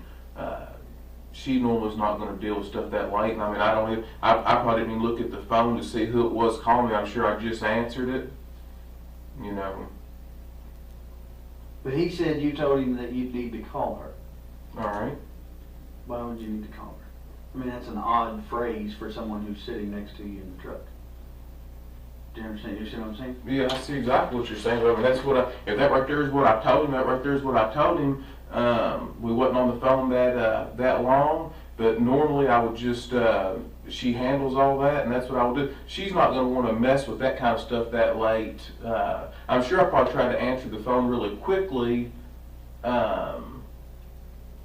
so that it wouldn't. A lot of times after I get moving, Eli goes to sleep. You know. Sometimes he goes to sleep in the truck, and sometimes he doesn't. So, if you want to call him, you got his number and everything. If you want to call him, you know, you can call him.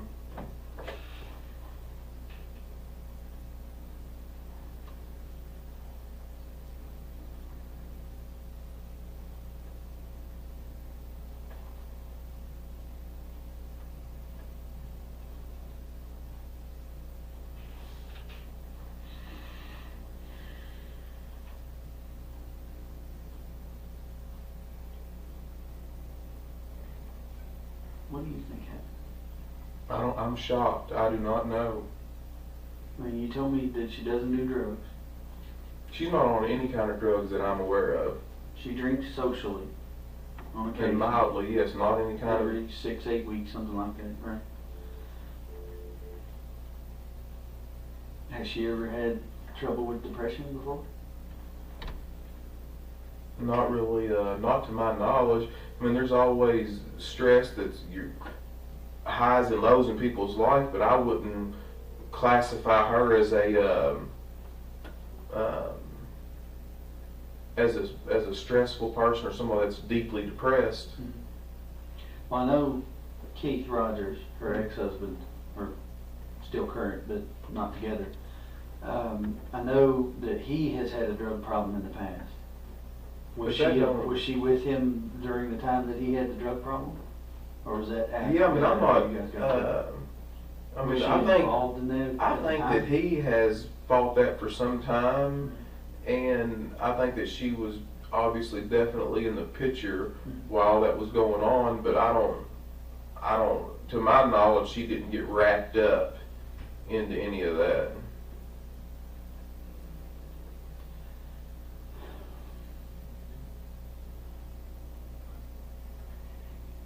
I guess the biggest problem that I have is that most women are not going to walk away from their purse and their cell phone in the car. I agree with You you. know what I'm saying? If she were going to walk to go find help or something, she would take her phone even if it was dead. She wouldn't. My wife wouldn't leave her purse anywhere for any reason. So I can't figure why she would walk away from the car and leave the purse there. When we took the bloodhounds up there, the lady commented that it was though she wasn't even there. I mean, they had her things that you provided us for scent, and they said it was as though she was not even there. I can't explain that. I don't understand what that means. I don't know why, if it's her car and she leaves in it sometime Friday night, why does it appear to the dogs that she's not even there? I agree with you. This same set of bloodhounds tracked her in the car from 49, and they had never been to your mom's farm before, tracked her scent all the way down 49, turned on Balltown Road, and turned on Pascal Ballard as though they were following your car. So I know the dog's not defective. That's Because right. they're following her scent, and they don't know where your mom lives. They've never been That's there right. before. So the dog's nose is not defective. So when the dog doesn't even try to find her on the parkway, where her car ends up, it's just very odd to me. And I can't figure out why they wouldn't find any scent of her at all if she walked one way or another. It would have picked it up. Right. They would have at least walked far enough for her to have been picked up by somebody. You know how if you break down on the parkway, somebody's not going to pull bumper to bumper with you, so you're going to have to walk from your car to their car to get That's in. right. So the dog doesn't even act like it wants to go in one direction or another, even far enough for her to have even gotten in a car with somebody. That's just weird to me. I don't understand. Unless she was never in her car when it got put on the parkway. I don't know. Yeah, I mean, I can't answer that. I do not know. Do you know of anybody that would want to hurt her? I mean, as far as I know, she's a well-likable person. Right. I know that she's done a few evictions with some folks, got a few people upset, but Were they Just- messy evictions? I mean, Like threatening? there's never a good eviction. Right, but I mean, some of them no, I mean, get out it's just some- normal business. But I can't think of anything. She's a likable person. I can't think of anybody who would want to harm her. Ever have anybody show up at the house upset over something? You know what I mean? You know what I'm saying? You come in there Yeah. when it's not appropriate for them to be coming to their landlord's house. Ever have them show up at your house, beating on the door, hey, you threw me out, or whatever? I've never had somebody come up there to the house over an eviction saying you threw me out. Not one time. Now, several of the tenants do come to our house. Some people don't just mail a money order check. Sometimes people stop by there and drop it off. Sure. And, she can write them a receipt that way or whatever. But as far as what you're saying about you evicted me and you threw me out and they're confronting her about it, never happened one time.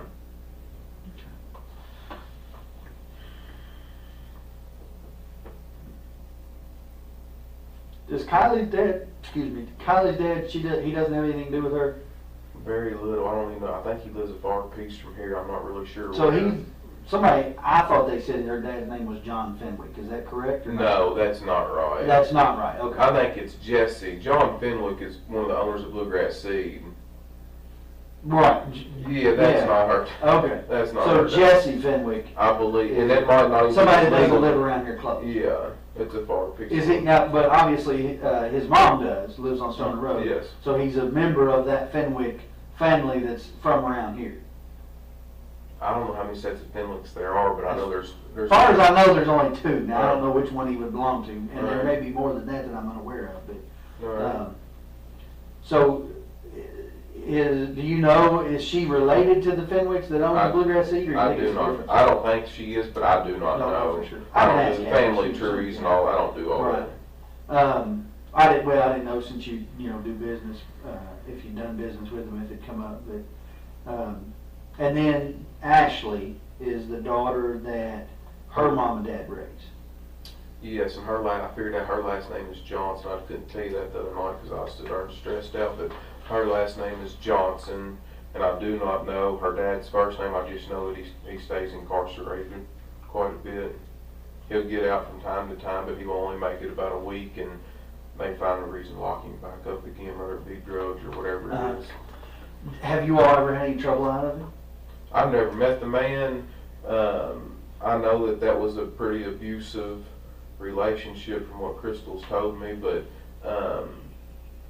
I don't really know. I can't speak intelligently upon that's been quite some time back, so I don't know a whole lot about it.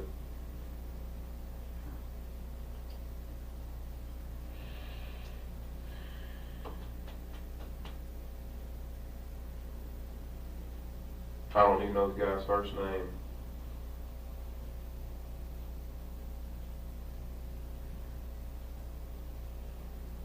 No custody issues with Keith? I know that Tori has told her before that she gets mad if Tori gets mad if she's been corrected or something like that right there. She'll say, well, I'm going to my dad's house, or I'm going over here. They'll want to flip back or forth or whatever, split house. Play one off the other. Yeah, I know Tori does that, but I don't think they've ever really had any big issue on getting the kids. From what I can understand, that's been pretty good. If one of them wants them, or Keith wants them for a little bit, or the kids want to go over there, they just had kind of like a mutual agreement with that's what they did. That's just what they did. They never really struggled with it, Yeah.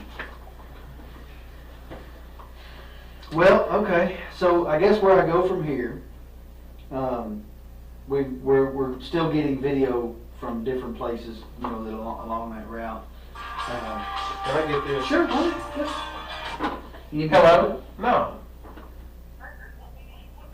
I'm up here. I know that you didn't know. I'm up here in this interview with the Detective Snow. I've been up here a good little while.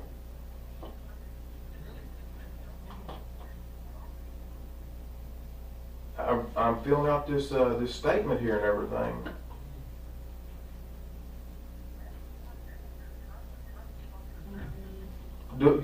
Are you telling me that's what I need to do?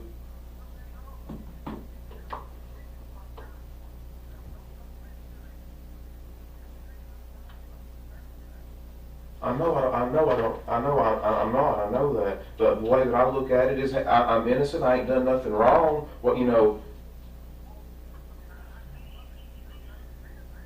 I know you told me innocent people have got jammed up, but if you're telling me to leave, I'll get up and leave. If you want me to.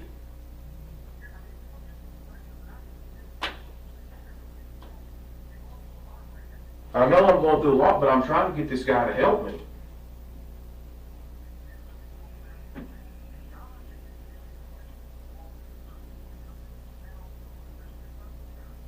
I don't think she's ran off with some other guy. I don't believe that. You can't make me think that. No.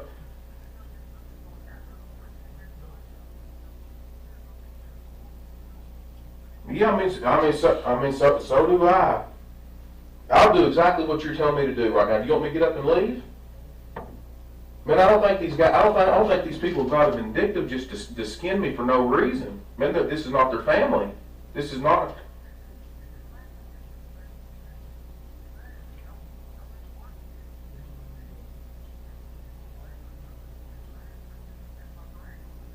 All right, thank you. He thinks y'all are gonna fuck is what he thinks. I don't know who he is. Nick, my brother. If you want to go, you're free. No, I know it, but I'm not. He just said just to keep sitting up here, to give a statement, do an interview, whatever I got to do it. But he said, darn, just to keep letting them just beat you to death over this right here. Just ask what you got to ask and let you know. And you tell me. You see what I mean, he knows more about this than I do. You see what? And have I told you that I'm for you? Yes, you have. I said, what did I say? My job is to find Crystal, right? That's right. However that happens, my job is to find her. Whether I Right. find her hopefully alive and well and safe somewhere or not, my job is to find her. If I don't find her alive and well, my job is to prosecute the person that did something. That's right. If that turns out to be you, my job is to prosecute you. If that turns out to be someone else, my job is to prosecute them, to gather Yes. evidence for a lawyer, a prosecutor to prosecute them. I don't know whether that person will be you or not. Well, did I not tell you when you come in here and sit down today that right now you're the main person of interest? Yes, that's right. And I explained to you the reason that you're the main person of interest, right? You're the last person to see her alive, right? And I went through your timeline with you and explained to you that there's gaps in your timeline, right?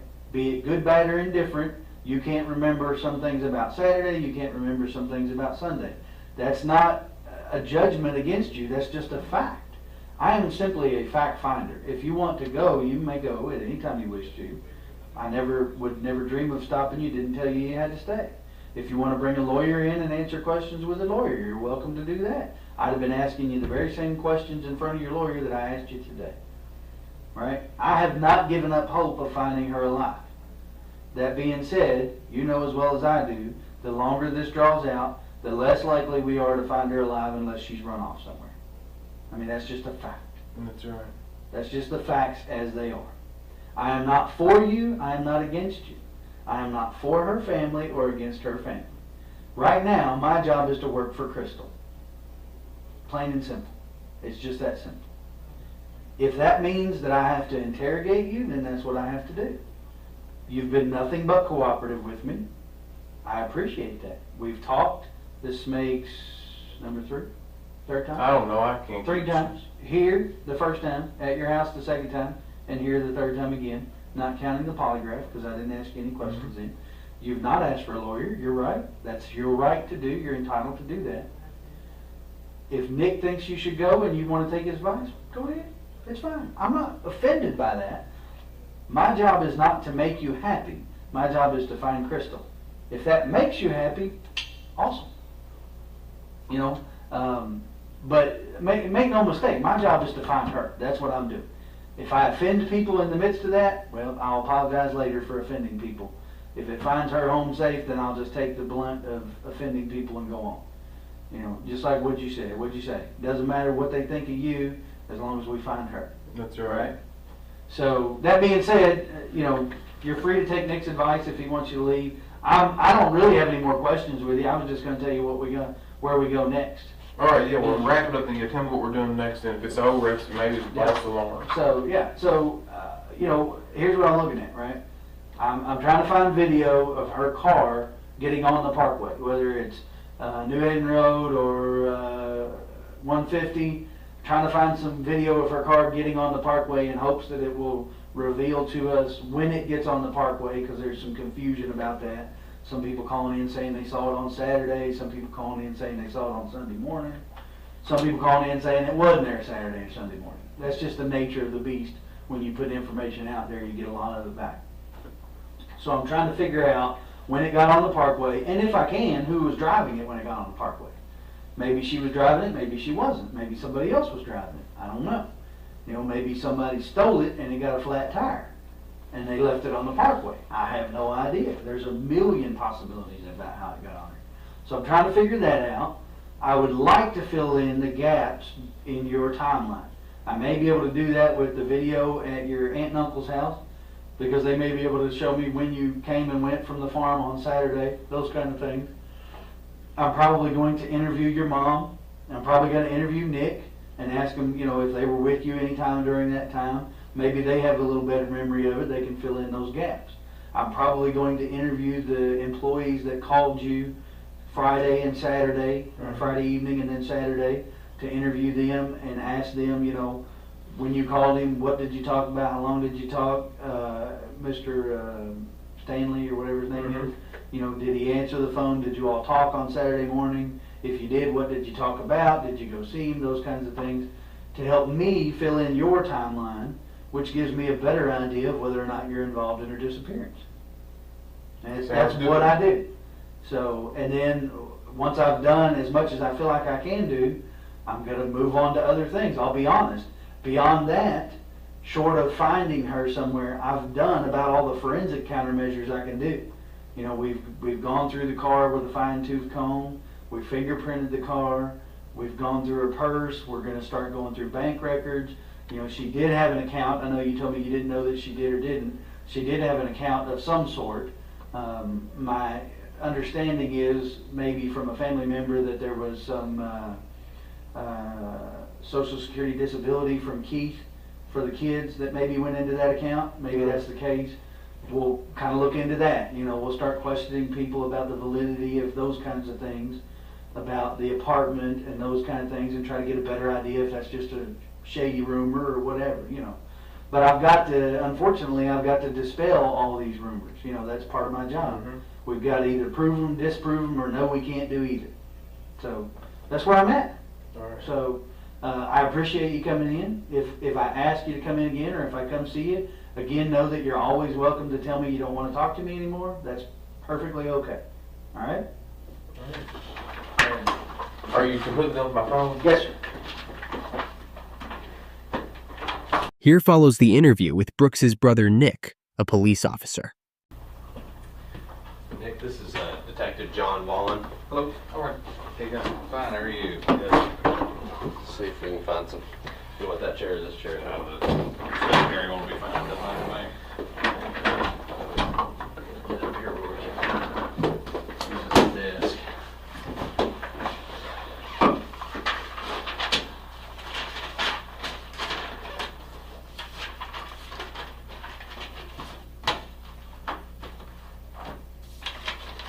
All right. I don't know what you all talked about on the way over here, or No, we just basically talked about that he was willing to come over and talk to us, but I'm talking about his car, really. okay. Yeah, he liked the Caprice. Did he? It's actually John's car. Yeah. Oh, okay. Yeah, little dirty. I need to get it and clean it, but it's been raining so blessed much that it's hard to do anything with it. So just want to make sure you understand you're not under arrest. Okay, I want to make sure that's. Oh, I know that. upfront. Yeah, I know that. Okay, and it's my understanding that you testified at the grand jury this morning, is that I did. correct? Okay, and Mr. Grohagan had made mention of, that you'd be willing to come in and, you know, under oath, whatever that. Yeah, I don't have a problem with it. Okay, so you're still fine doing that? Mm-hmm. Okay. I guess let's just kind of start from the beginning. You don't know us, or I don't know you, you don't know me, so, let me get your full name. Nicholas Houck, Sorry, guys. What's your current address? 99 Olympia Drive. Is it here in Bardstown? It is. 40004, right? Mm-hmm. What's your cell phone number? 502, 507, Uh-huh. 4870. And who's your service through? AT&T. Is it? Yeah, AT&T.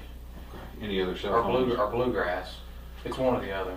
AT&T or Bluegrass? I just changed it about maybe a month ago. Okay.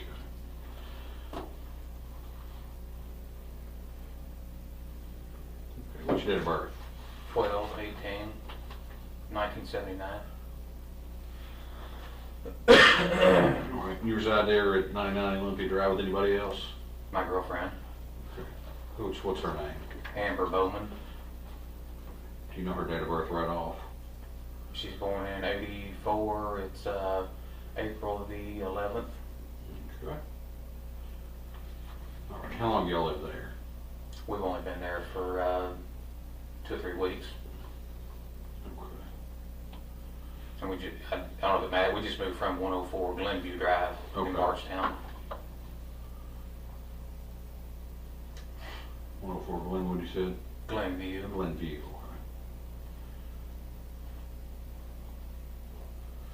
Okay. I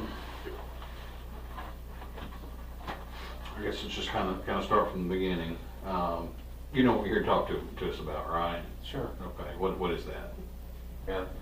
Crystal Rogers. Okay. How do you know Crystal Rogers? She's my brother's girlfriend. Okay. And how long have you known her, how long have they been, I'm assuming, did you know her before they started dating? No, I didn't. So how long have they been dating? I'm 2 or 3 years maybe.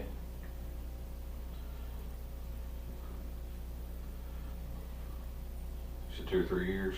Mm-hmm. And they have a child together, that right? Yes. Okay, what's his name? Eli, How's Eli? about 2.5. Okay, and do they reside together, or they, Yeah, they reside together. okay. What's their address?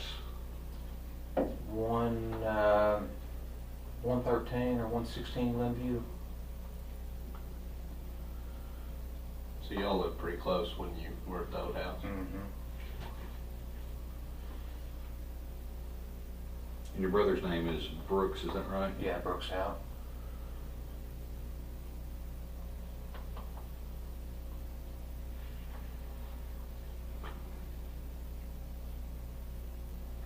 How much interaction did you have with Crystal over the years? Almost none. Okay. I mean, did y'all, how often would you see your brother and her, or just her, or? I mean, I passed her on the street, and that's about it, you know. I mean, my brother's got a bunch of rental properties and stuff, and I mean, I just don't see him. I see him on the road, and that's about it, you know. Okay. He's so busy, we don't hang out much anymore. Okay.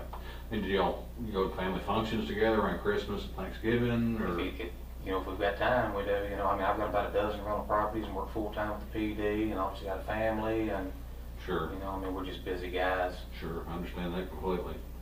I think we can sympathize with that. Definitely. So, in the 2 to 3 years that they've been dating, how many times have you been around Crystal? I've been down there to this house, I don't know, maybe half a dozen times or so. Okay. Could be more, could be less. I mean, we're not trying to put you into a specific number. Yeah, I know what you mean. Sure. What'd you know about them, their relationship? What did you know about their relationship? I mean, they didn't really argue or anything in front of me, if that's what you're getting at. I mean, they seem pretty happy to me, so. I mean, we all have, you know, I've got a brother, and if something's going on, he'll call him bitch. You know, he's gonna call, well, you won't believe what this crazy woman did, or you won't believe this, or you won't believe that. I mean, did he ever give you anything like that? No, well, he didn't complain to me. Okay. So how often would you see your brother? I know you said you pass him on the street and that's about it, but how many times a year would you see your brother? You know, if I need a tool or something like that to borrow from him, I may see him, but, I mean, I couldn't really put a number on it, Okay. you know. I mean, I've been, you know, I've had the rental properties now for 4 or 5 years. I've got most of the tools I need, but every once in a while, he does have something, you know, that I need, or vice versa. So do you have a separate company established for your rental company? He Okay. does. I know he's got a rental company property, is that correct? So are two completely separate Yeah, entities? you don't do business with families. Trust me, I understand that too. What's the name of your business? It was Houck Properties, but it no longer exists. I dissolved it Okay. in 2014. So it's just kind of doing it on your own? Yeah, I just decided I didn't need the LLC. I mean, just extra money for nothing the way I saw it. I mean, Mhm. I'm not expecting to get sued or anything, so. Sure. And your brother, what's the name of his business? Houck Rentals. Okay. How many rental properties do you think he's got? I'm gonna guess between 80 and 100. And he builds full-time also. So is he a framer, or is he He's in everything. everything? So he's your all-purpose man then? He is.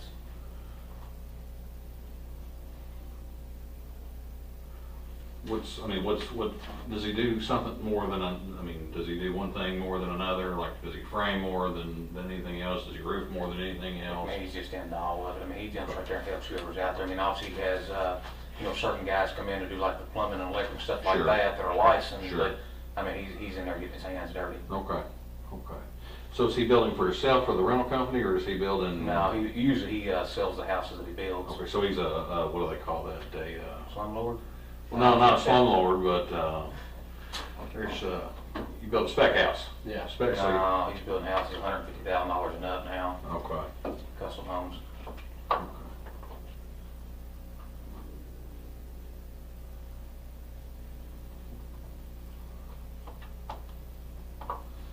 So you say, you saying it may be one, you know, just a handful of times a year, it could be more than that, it just depends on what your situation is. Okay, and did you, in the times that you did see Crystal, I mean, did you ever have any conversation with her, or? No, I mean, I didn't. I never had any issues with Crystal, but I wasn't around her that much. I mean, she seemed like a pretty easygoing person to me. Okay. Do you know any of her family? No, I don't.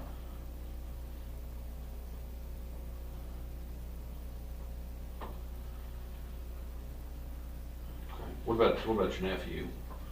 Do you spend time with him, or? I wish I could say yes. I mean, no, I don't really see him much. Okay. Well, now, didn't your brother run for sheriff, I guess, He- last he election? did. How did he have time to run a campaign? I don't have any idea what he was thinking or any. I guess he thought he was really good at building. He had a lot of success there, and he thought he'd transition into the law enforcement. Okay. But I told him don't do it. Yeah. So I mean, what? How'd that turn out? not good. Well, politics is, you know, policing's one thing, politics is another. Exactly. So, I mean, why did he decide to run for sheriff? Did he ever say? He never said it. I guess he thought he could. I don't know if he planned on continue building and then also be sheriff. I don't know what he was thinking. But Okay. I tried to talk some sense into him, and I guess it went in one ear and out the other one. So Gotcha. If you would have won sheriff, you think he'd made you as chief deputy? I wouldn't work for him. You wouldn't have worked for him? No, I mean, I'm happy with the PD. No reason to leave. How long have you been to PD? I was with Lebanon for about a year and a half. And I think I've been here for about 8.5, 9, something like that. Okay. Okay, what year did you come on in Lebanon? 2005. Okay. Write that down. And you said you was at Lebanon for a year and a half? Mm-hmm. What made you come here to Bardstown? This is just where I was from. More money, better Yeah. benefits. I mean, I started out at $7.80 an hour, and then went to $15 an hour, whatever it was, when I started here. So Yeah, it's that's a double lump. yeah, About double your salary. Mm-hmm. And, any trouble since you've been to PD with anybody? Everybody get along pretty good? For the most part. I mean, obviously a bunch of officers with type A personalities. I mean, Uh-huh. you're going to have a few conflicts. But Sure. You never had any conflict with anybody specifically or anything like that? What shift are you working right now? First shift. How long have you been on that shift? Just changed that not too long. We went to 12-hour shifts. It's probably been in the neighborhood of 4 to 6 months maybe. What were you on before that? I was working 4 to 2 o'clock in the morning. Who were the guys that you worked with on that shift? Who were the guys on that shift? It was me. Jason Ellis was on that shift. Let's see, Andrew was on third. Nathan Phillips, I believe, was on second. Michael Medley. I can't remember who else was on the shift. It seems like it runs together now. I've worked with all of them at some point or another. You Yeah. know. But there was 5 or 6 of us on that shift, so.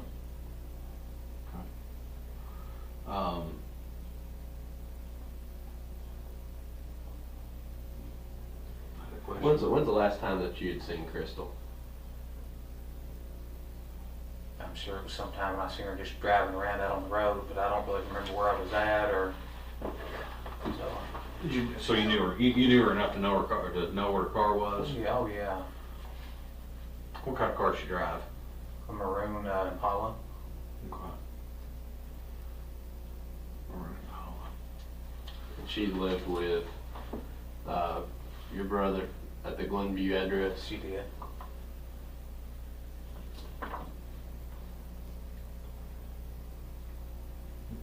And would she way back when she saw you? Oh yeah, if she saw me, she, you know, I mean, she probably wouldn't recognize me in the truck, but if I was out in the cruiser, usually she'd see me. Yeah. So how often would you see her out on the road? I mean, was it obviously more often than you saw her in person, but? Probably maybe 2 or 3 times a week. Okay.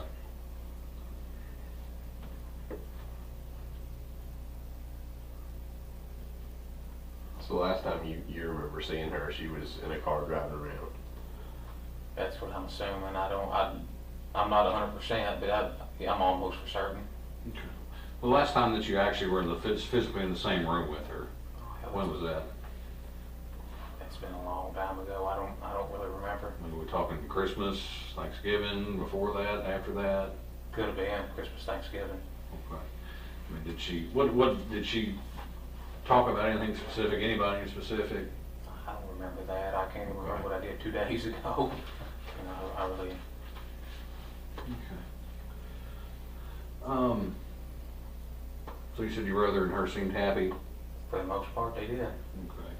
I mean, you know, for the most part, you said, what about Well, it? there's one example I can think of. You know, I think there's been times when Brooks said that, you know, I think sometimes she complained that, you know, maybe he treated his son better than her kids or something like that, but that's about the only thing that really stands out. But nothing that like was seriously straining the relationship. Just No.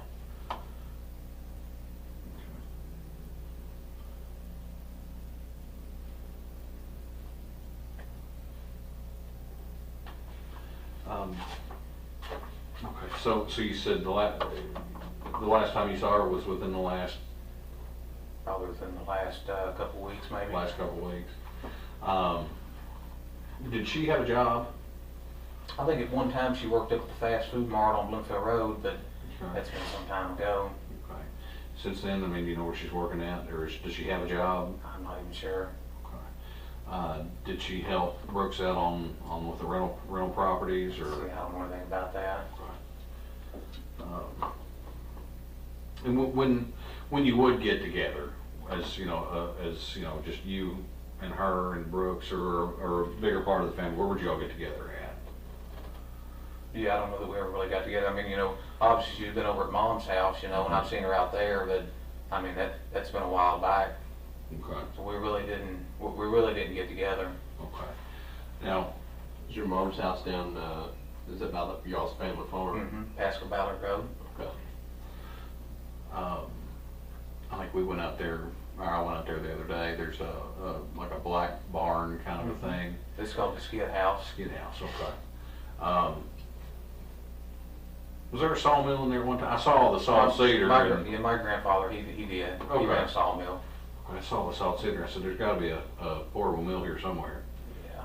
So, My grandfather, you know, he died when I was like maybe 6 or 7. So I mean, it's been a long time. Yeah, that's been a long time.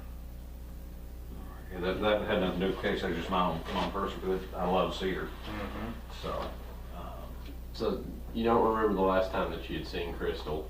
How about, when do you find out Crystal was missing? When do you remember finding out? Yeah, within a couple days. okay. How did you find out? I don't know if I saw it on TV or. Yeah, I really don't know. I mean, I don't know if Brooks had mentioned it or I saw it on TV. It was all over Facebook and everything. You know, it's everywhere. It's on national news. I mean, this is, for all intents and purposes, your sister-in-law, Mm-hmm. and she's missing. I mean, do you and your brother just not talk to that extent that, you know, That's kind of bad, isn't it? I mean, you know. Yeah, I mean, But he never called you and told you she was missing, or no. I don't nobody know. else in your family called and told you that she was missing? Called and asked, had you seen her? Yeah. Was it unusual for her to take off like that, or? I know Brooks has said she's taken off to her, I think her mom's before, but I didn't know anything about that either. So. I mean, I know when you get in baby mama drama, you try to stay out of it, but I mean, you would think if he was really, you know, concerned, that he would, hey, my brother's a police officer, he knows what to do, let me call him and see what's going on. Yeah, it's not like that. Okay. So you don't know how you found out she was missing, whether it was from Facebook or TV or if he mentioned it? No. I mean, I've talked, I had several people have actually, talked to me about it, so, like I said, it's ran together at this point. sure. I mean, has he talked to you about it a lot, or? Very little, if any, I mean. Okay. Like, I mean, what's he said? I don't know that he said much of anything. I mean, obviously, I guess I'm not really gonna bring it up to him because, I mean, I know him well. I know he's a good guy and that he wouldn't have anything to do with something like this. So, Sure. I mean, I'm not gonna sit there and question him about it, Mm-hmm. I mean, I just feel like I know for sure that he had nothing to do with her disappearance or whatever, and, I mean, that's just where I'm at. Sure, sure. But I mean, you kind of see the flip side of that coin too, don't you? That if he's really concerned about her coming home, he might be talking, man, we got to do something to find her. We got to do this. We got to do that. Yeah. But he's never mentioned anything like that to you. No.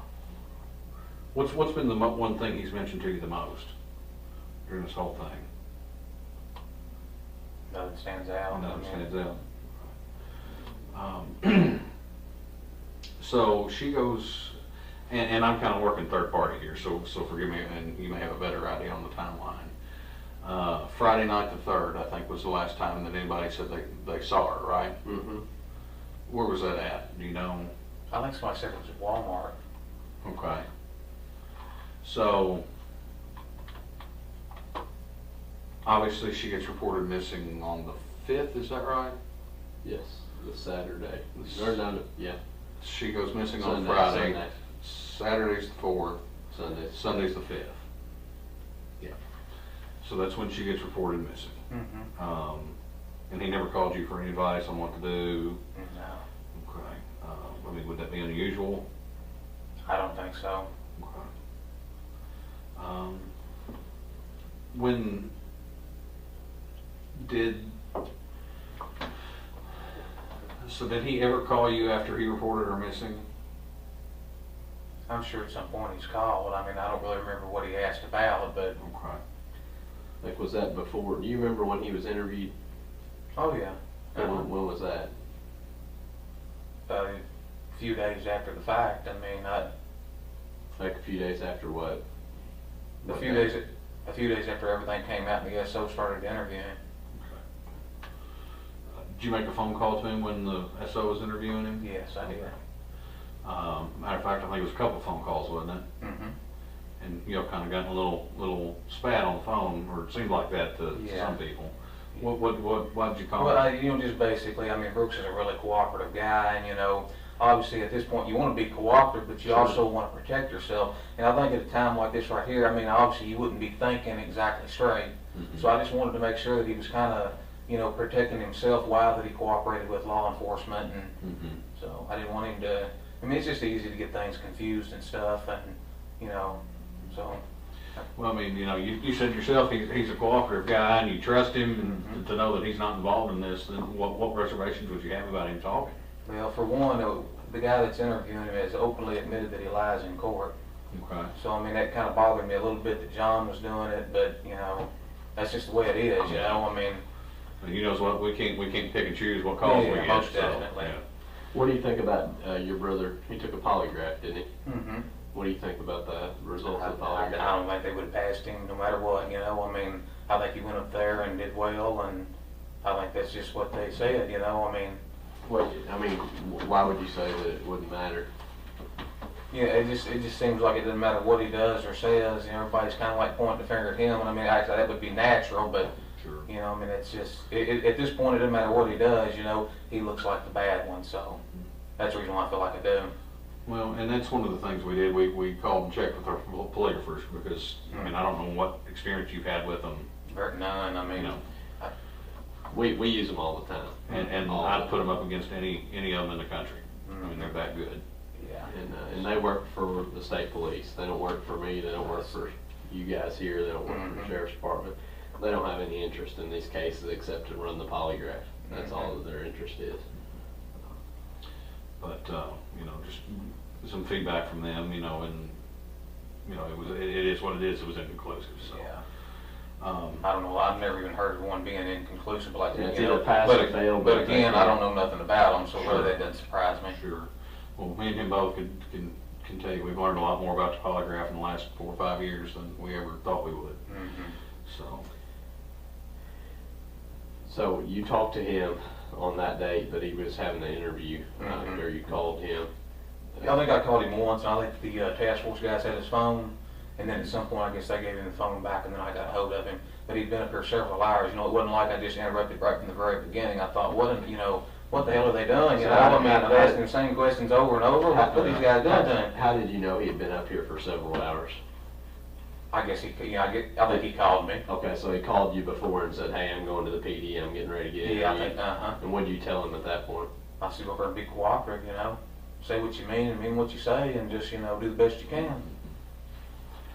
And what did you say to him after, when you said he'd been here for a couple hours? What was? I just asked him, I said, what the hell's going on up there? Are they asking the same questions over and over, trying to trip you up, or what's the deal? And he said he was given a detailed statement or whatever. I said, well, that's fine, just, at a time like this, things are spinning, just, you got to protect yourself while you cooperate, just kind of. Did you ever tell him to leave the interview? No, I didn't tell him to leave the interview. Right. Did you ever tell him to seek legal counsel before talking to the police again? No. Okay. So you didn't tell him you need to get out of there, or you don't trust these folks up here? No, I said go ahead and finish your narrative, whatever it is, your written statement that you're giving them, but just just watch what you're doing. Be sure you're thinking clearly and cooperate and go along with it. I mean, I guess the conundrum I'm kind of having in my own head, because like I said, we're coming at this from the outside. Mm-hmm. We don't have a vested interest in it, really one way or the other, because it's not our baby. But if he's to the point that you're worried about him thinking straight, don't you think he would be talking about it more to you or to your family members about, well, I wonder where she's at, I wonder what happened? Yeah, I think people deal with problems different ways. I mean, I can't psychoanalyze it. Sure. But just different people handle things different. Okay. And is this typically how he handles a stressful situation? I mean, you've been brothers for 30-some years now, so. Yeah, I mean, I really haven't ran across another situation like this, Well, I don't know anything to compare it to. But I mean, say for example, he's got 3 rental properties that need this, and this done, and he's got 2 houses he's got to get put up, or something's got to get done that week. How does he handle that stress? I mean, does he just go forward? Does it crumple up like a piece of paper? Well, I mean, he's got 100 houses. What do you think? He goes forward. Yeah. Okay. And Katie barred the doors. We're getting this done. Is that pretty much how he? I'm not trying to put words in your mouth. Is that? Yeah, I think he tries to do the best he can. If he can, he just goes on. I mean, obviously his stress level is going to be up, with all the rental properties and everything. But I mean, he's been pretty successful. So. Sure. But I'm not right there walking along with him, so I can't really testify as to what he's actually doing from day to day. Okay. So you all have said you've been out to the farm, and do y'all go out there together to work, or do you? Hardly ever. I mean, he does his thing and I do mine. Okay. There's a big lake out there we fish at. We got 4-wheelers. It's just a place to go to and relax. And How many acres is it? 250 to 300 maybe. Been in the family for a long time, or? Yeah. Yeah, my grandfather, I don't know what year he bought it, but I mean, it would have had to have been probably 50s or 60s, something like that. Wow. It's been in the family for a long time then. Mm-hmm. So when, I know you said you got the skid house, is that what you called it? That's where they put them in. He built skids for a living, so Okay. that's what they stored them in. Gotcha. We just kind of adopted the name and. Okay. I mean, do each of you have your own area out there, or is it all his? Is it all? I mean, we all use it, but I mean, it's his place, Okay. His and Mom's. But I mean, do you have like is it just communal tools and tractors and things like that, or do you have like these are Nick's tools, these are Roach's tools? No, I mean, no. Okay. I didn't know how, some people have like their own individual sections of things. How come he owns it with your mom? I don't know that he owns it with Mom. I don't know. You I don't say know if it's you in said Mom. I don't know if mom's. I thought it was in Mom's name, but he's the one that bought. I don't even get into that, I think it's in Mom's name though. So I mean, it's yours just as much as his, right? But no, I mean, I think he paid for it. So I mean, really, it's in Mom's name. He paid for it. It's kind of a messed up deal. But no, So I mean, if it's been the family since the 50s, how would he have paid for it? buy He bought it, extra? there's 12 or 13 brothers and sisters, Oh, and okay. they sold the farm and he bought it. Okay. Okay, so he Now bought it out the makes rest of the family? Yeah, Okay. he bought it. Okay. Gotcha. Okay, so when Grandpa passed, I guess, is that when that all happened, or was it before Oh that? no, Grandpa passed when I was like 5 or 6. Okay. Then my grandmother just died, 5, 6, 7 years ago. Okay. So when she passed, then that's when Yes. he bought out the other brothers and Mhm. sisters. So when was the last time, I guess, you and him were out there together? We've been out there within the last couple weeks, I mean, we run into each other out there, I mean, he takes stuff out there, he's got a pile of stuff out there that, from his building sites, he'll pile it up out there instead of taking it to the landfill, and I guess where he's too tight to pay the landfill bill, but we run into each other, but we're both so busy, we just kind of pass, Okay. Well, you said within the last couple of weeks, would it have been before or after Crystal went missing? I've seen him out there after. After? Yeah. Okay, was it, do you specifically remember what day? I don't. Okay. There's a camera out there, I mean, it can be checked. Okay. And do you drive your cruiser out there? Oh, yeah. Okay. So it's not uncommon for you to drive it out there? No, I use the cruiser all the time. Chief wants us to, he wants us to use them off duty. That way it just kind of provides deterrence, and Chief loves that. Yep. Be seen, there's police everywhere, I understand. Yeah. Yeah, that's a kind of the same mentality we have from our commissioner, so. I mean, when you drive the cruiser out there, what are you going out there to do? Just hang out, or? Just ride the 4-wheelers, hike. So you're not going out there to hook a trailer or anything to the back of your cruiser and tow back into town? No. All right, so you said within the last couple of weeks, and it was, so we can specifically say in the last week. Today's the 15th, and she was last seen on the 3rd, so between the 3rd and the 15th. Yeah, oh yeah. You've been out there with him. I mean, did you go out there together? Did you meet him out there? No, I didn't. He was just happened to be out there. Okay. I mean, did you talk to your mom? Were you at her house? Did y'all go out fishing? Did y'all go out Yeah, check on cattle? What'd you do? 4-wheel riding and cattle. I mean, I saw Mom. I don't really remember what we talked about, but we just more or less passed off. So I mean, I don't always stop at the house. Okay. When you talked about, you said there's cameras out there. What are you talking about? Well, they said there's one right there at Patty and Lawrence's house. I mean, right as soon as you start up past Ballard Lane, the first house on the right, Yes. there's a camera on that house. Oh, okay. Okay. So, I thought you meant on the farm. no. There's cameras. Okay. I guess, I mean, it's no secret that your cruiser was, the chief asked you to bring it in. Yeah. He He didn't ask me to bring it in. It came to my house. Okay. Yeah. What do you normally keep in your trunk? What's a normal duty setup? Like, I know ours looks like, evident Oh, there's store exploded in our trunk. Yeah. Yeah, I mean, well, I've got a cardboard box back there, and I mean, it's got, say there's flashlight, so we're obviously rechargeable flashlights in the car. There's many forms. There's a PBT, fire extinguisher. There's a department issued shotgun in the car. There's a bag up front with all kinds of stuff. I mean, there's a lot of stuff in those cars. You generally keep all that stuff in your trunk all the time?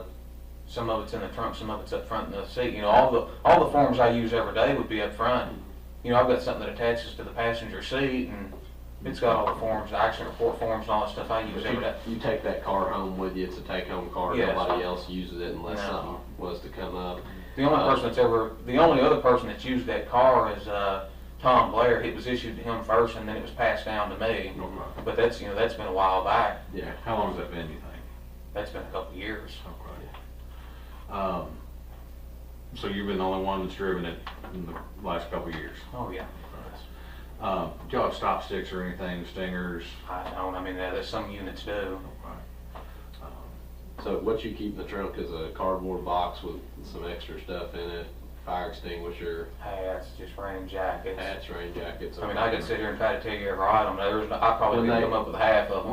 When they took your car, when the PD took your car from your house, what was in the trunk then? Well, it's this morning grand jury came up that just all the stuff I just told you. But there was also one other thing I can remember that was there was just a regular blanket for moving. you know, where I moved from 104 Glenview Drive to where I'm at now, I took the blanket that was there and I just put it between furniture to keep it from marring up the you know, the finish on it. As it went down the road, I guess it was going to jingle around and I wouldn't get In the trunk of your cruiser? You had furniture in the trunk? No, I didn't. No, what I did, I got the blanket at the farm. I used it, and then I was going to take it back in a few days. I forgot about it, so it's sitting there in the trunk, you know. But no, I used my trailer and truck. Okay. So instead of putting it in the truck, you put it in the trunk of the cruiser, though? Yeah, I was going to return it back out there, so I just put it in the trunk, and then when I was out there, I was just going to return it where I found it. Did you just not never get around to it? I didn't.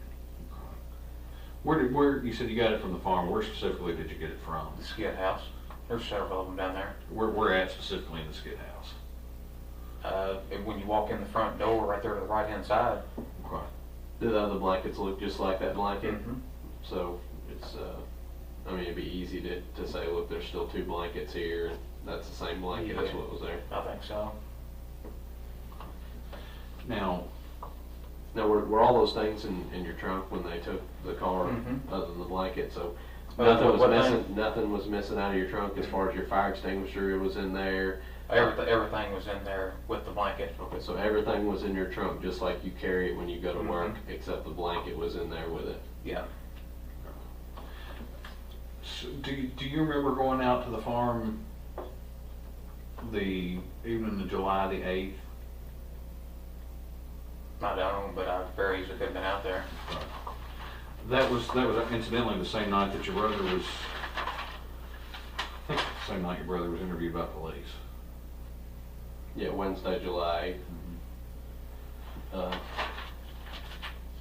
You said there was cameras out there on that house. Mm-hmm. Would have the cameras would have caught your car following Brooks Wouldn't on the way out to the. Wouldn't surprise me. But you said generally, you know, you would just go out to the farm and you would just meet him there. On this occasion, you all both went Well, together. usually I don't meet him there. I mean, you know, he's just out there doing his own thing, and then I go out there and do my own thing. I mean. Well, I mean, if that's what happened that night, it would have been just perfect timing that you were following right behind him, that you just so happened to meet him at the farm. I see what you're saying. Okay. So think back. Was there a time that you all both went out there at the same time for a specific reason? Not that I recall. So it just would have been coincidence that your car was following right behind his truck when it passed by that camera going to the farm? Yeah, that's happened before. So this night in particular, it would have been, you would have left after dark. Y'all came together and you would have left after dark. Do you remember that night? Easily could have. Okay. I mean, do you remember it? No, really I don't. Okay. Do you remember, were you all in the skid house? Were you at your mom's talking? No, I mean, I can't even remember what he was doing. I mean, it was the 8th, it's the 15th, I don't. I mean, do you remember being out there with him at the farm that evening? I think I remember seeing him out there. Okay, so you didn't, And nothing. you're saying you didn't intentionally follow him out there? And did you all leave, do you remember leaving together? Mm-mm. Why did he leave earlier or you leave earlier? Do you remember? I don't have any idea. Did you leave first or did he leave first? I don't know. But you remember, I mean, it's just been a week ago. Mm-hmm. Driving down Pascal Ballard, your car behind his truck. I mean, you got turned into the farm there. Do you remember? Can you go back and put that in your head, just driving down that road and you see your brother in front of you? What happened after that? I can't. Let's go back. You remember talking to your brother on the phone when he was up here, right? Mm-hmm. What did you do after you got off the phone with him? I really don't know. Do you smoke? No. Chew tobacco? No. Drink? Nope. No. Drink coffee? Nope. You don't have any fun, do you? What's that? Not much. Working all the time, like, I understand that completely.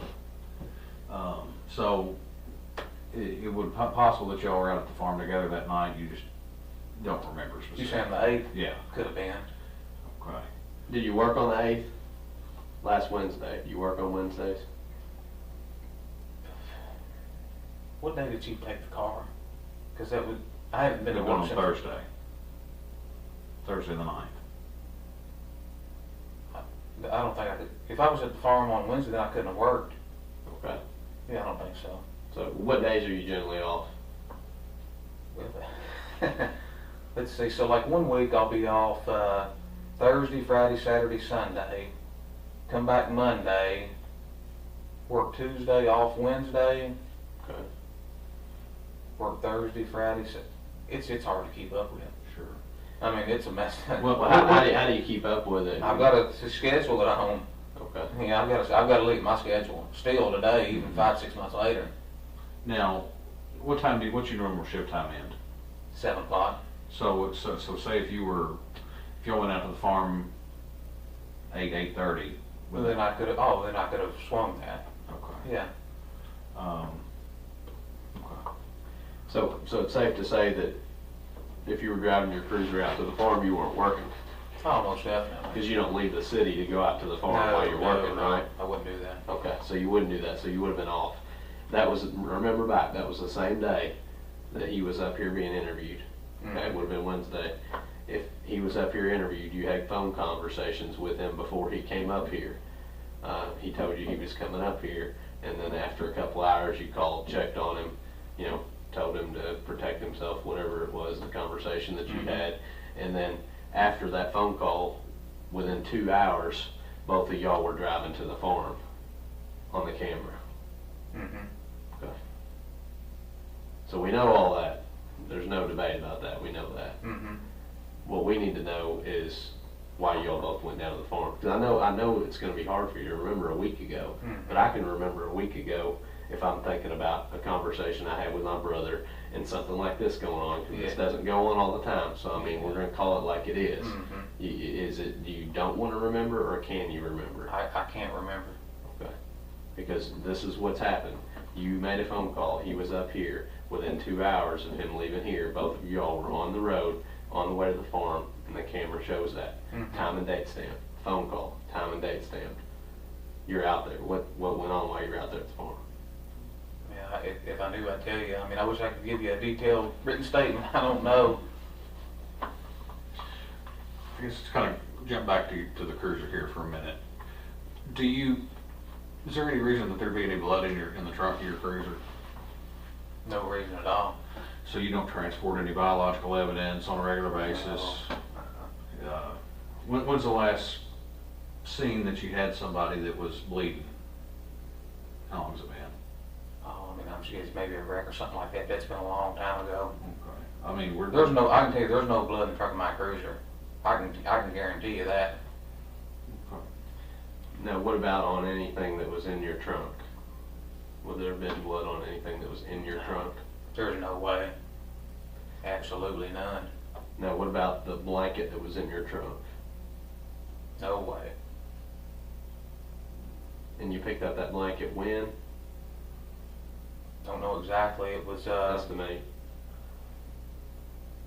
2, 3, 4 days after, they filed the missing person report. Okay. So a couple days after they filed the missing persons reports, when you picked up that blanket, used it to haul the stuff, then put it back into your cruiser. I think so. So that would have been, how many days you think the blanket was in your cruiser trunk before Thursday when they took your cruiser? Man, I hate to even put a number on it. I mean, I really don't know. 1, 2, 3, 10. How many think? I'm not even gonna put a number on it. I can't. But do you know for a fact it was after they filed the missing persons report that you picked that blanket I up? don't even know that for a fact. Well, when did you move the furniture? I've got a dozen rental properties. I've been moving stuff out of, the garage over there for 2 or 3 weeks now. I've got the garage where? 104 Glenview Drive. How long have you been out of 104 Glenview? You said you Did just a few days. okay. Was there a certain day you had to be out of there by? Mm-hmm. What was that date? July the...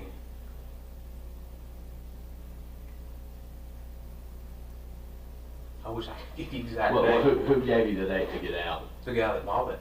Okay, so there's paperwork that shows he takes possession of it on a certain day. Mm-hmm. How many days before that did you move that furniture out? We can reference that. Maybe what furniture out now? Just all my furniture? Whatever you use the blanket for. I would say, I'd say at least a few days before, you know. So a few is 2 maybe? Is that what you would term that? That's what I would guesstimate. Okay, so say you had to be out by July 9th, then a few days before that, or something like that?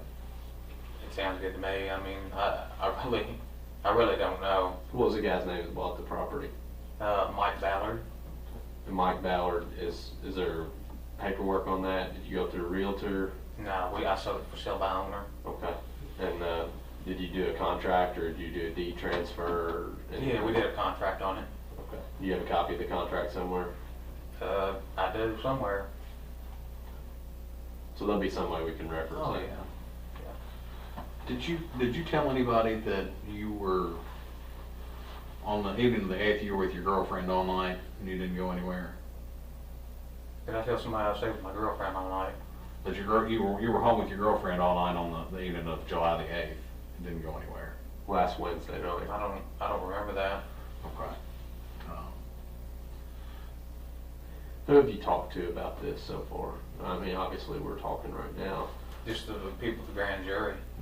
That's the only other person you've talked to about this investigation Mhm. is the grand jurors and us 3 people in this room. Yeah. Very little with Chief. I mean, Have you talked about it with your girlfriend? very little. I mean, like I said, we didn't really hang out with Crystal or anything, so I mean, I haven't went into any detail with her. Well, I mean, is she, I know the typical woman is gonna ask 10 million questions around something big that you work. Yeah. I mean, we're both married, we know how our wives are. What about this, what about this, what about that? Amber's really not like that. Not like that. No. Okay. Do you talk to any of the other officers here? I mean, y'all are obviously all. I've been off work. You know, he just put me on paid leave or it's got administrative. I mean, did he tell you not to talk to anybody about the investigation, or is it just, do you not socialize with a whole lot of people from work outside of work, or? No, I mean, I don't see a lot of them out of work. I know, you know, with us, the guys that we work with, we're talking on the phone all the time. We're real social with each other. Is that just not the case here? Yeah, I haven't talked to anybody about it.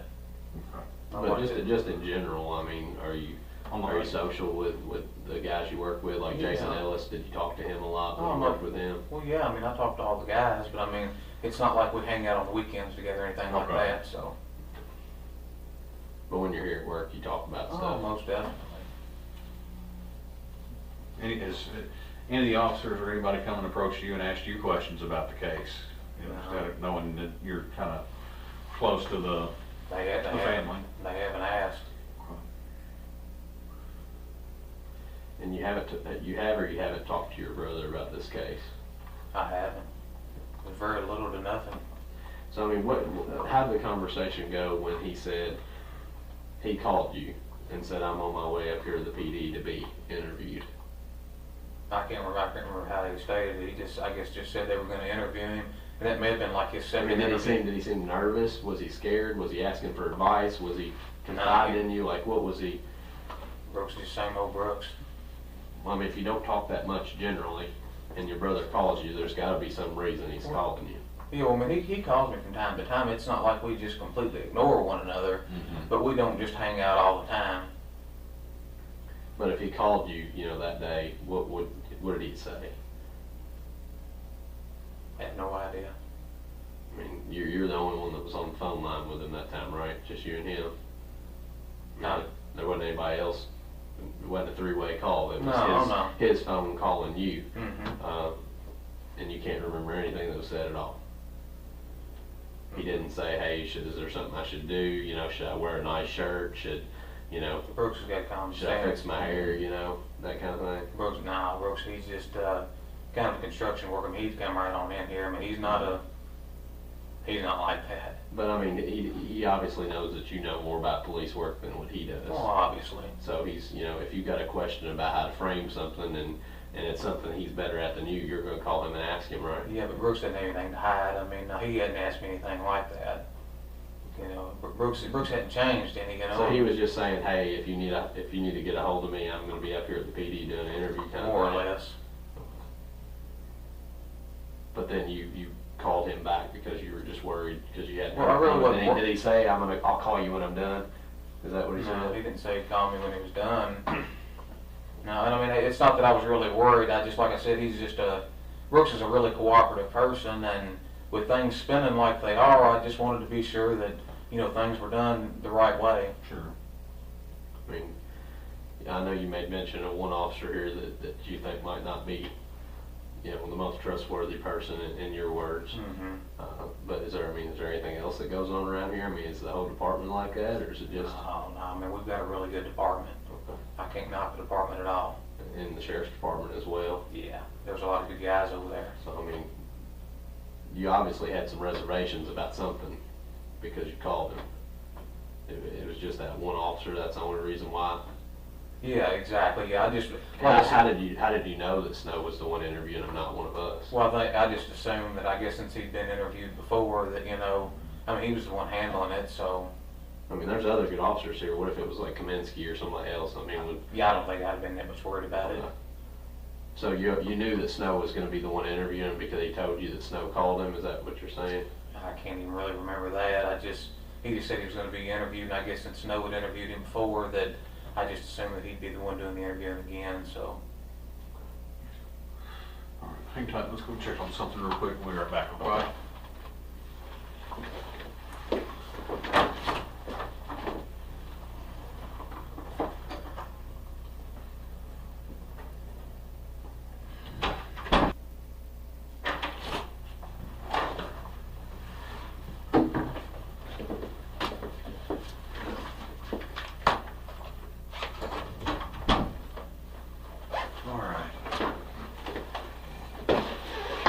Nick, we need to go over a couple of things. Okay.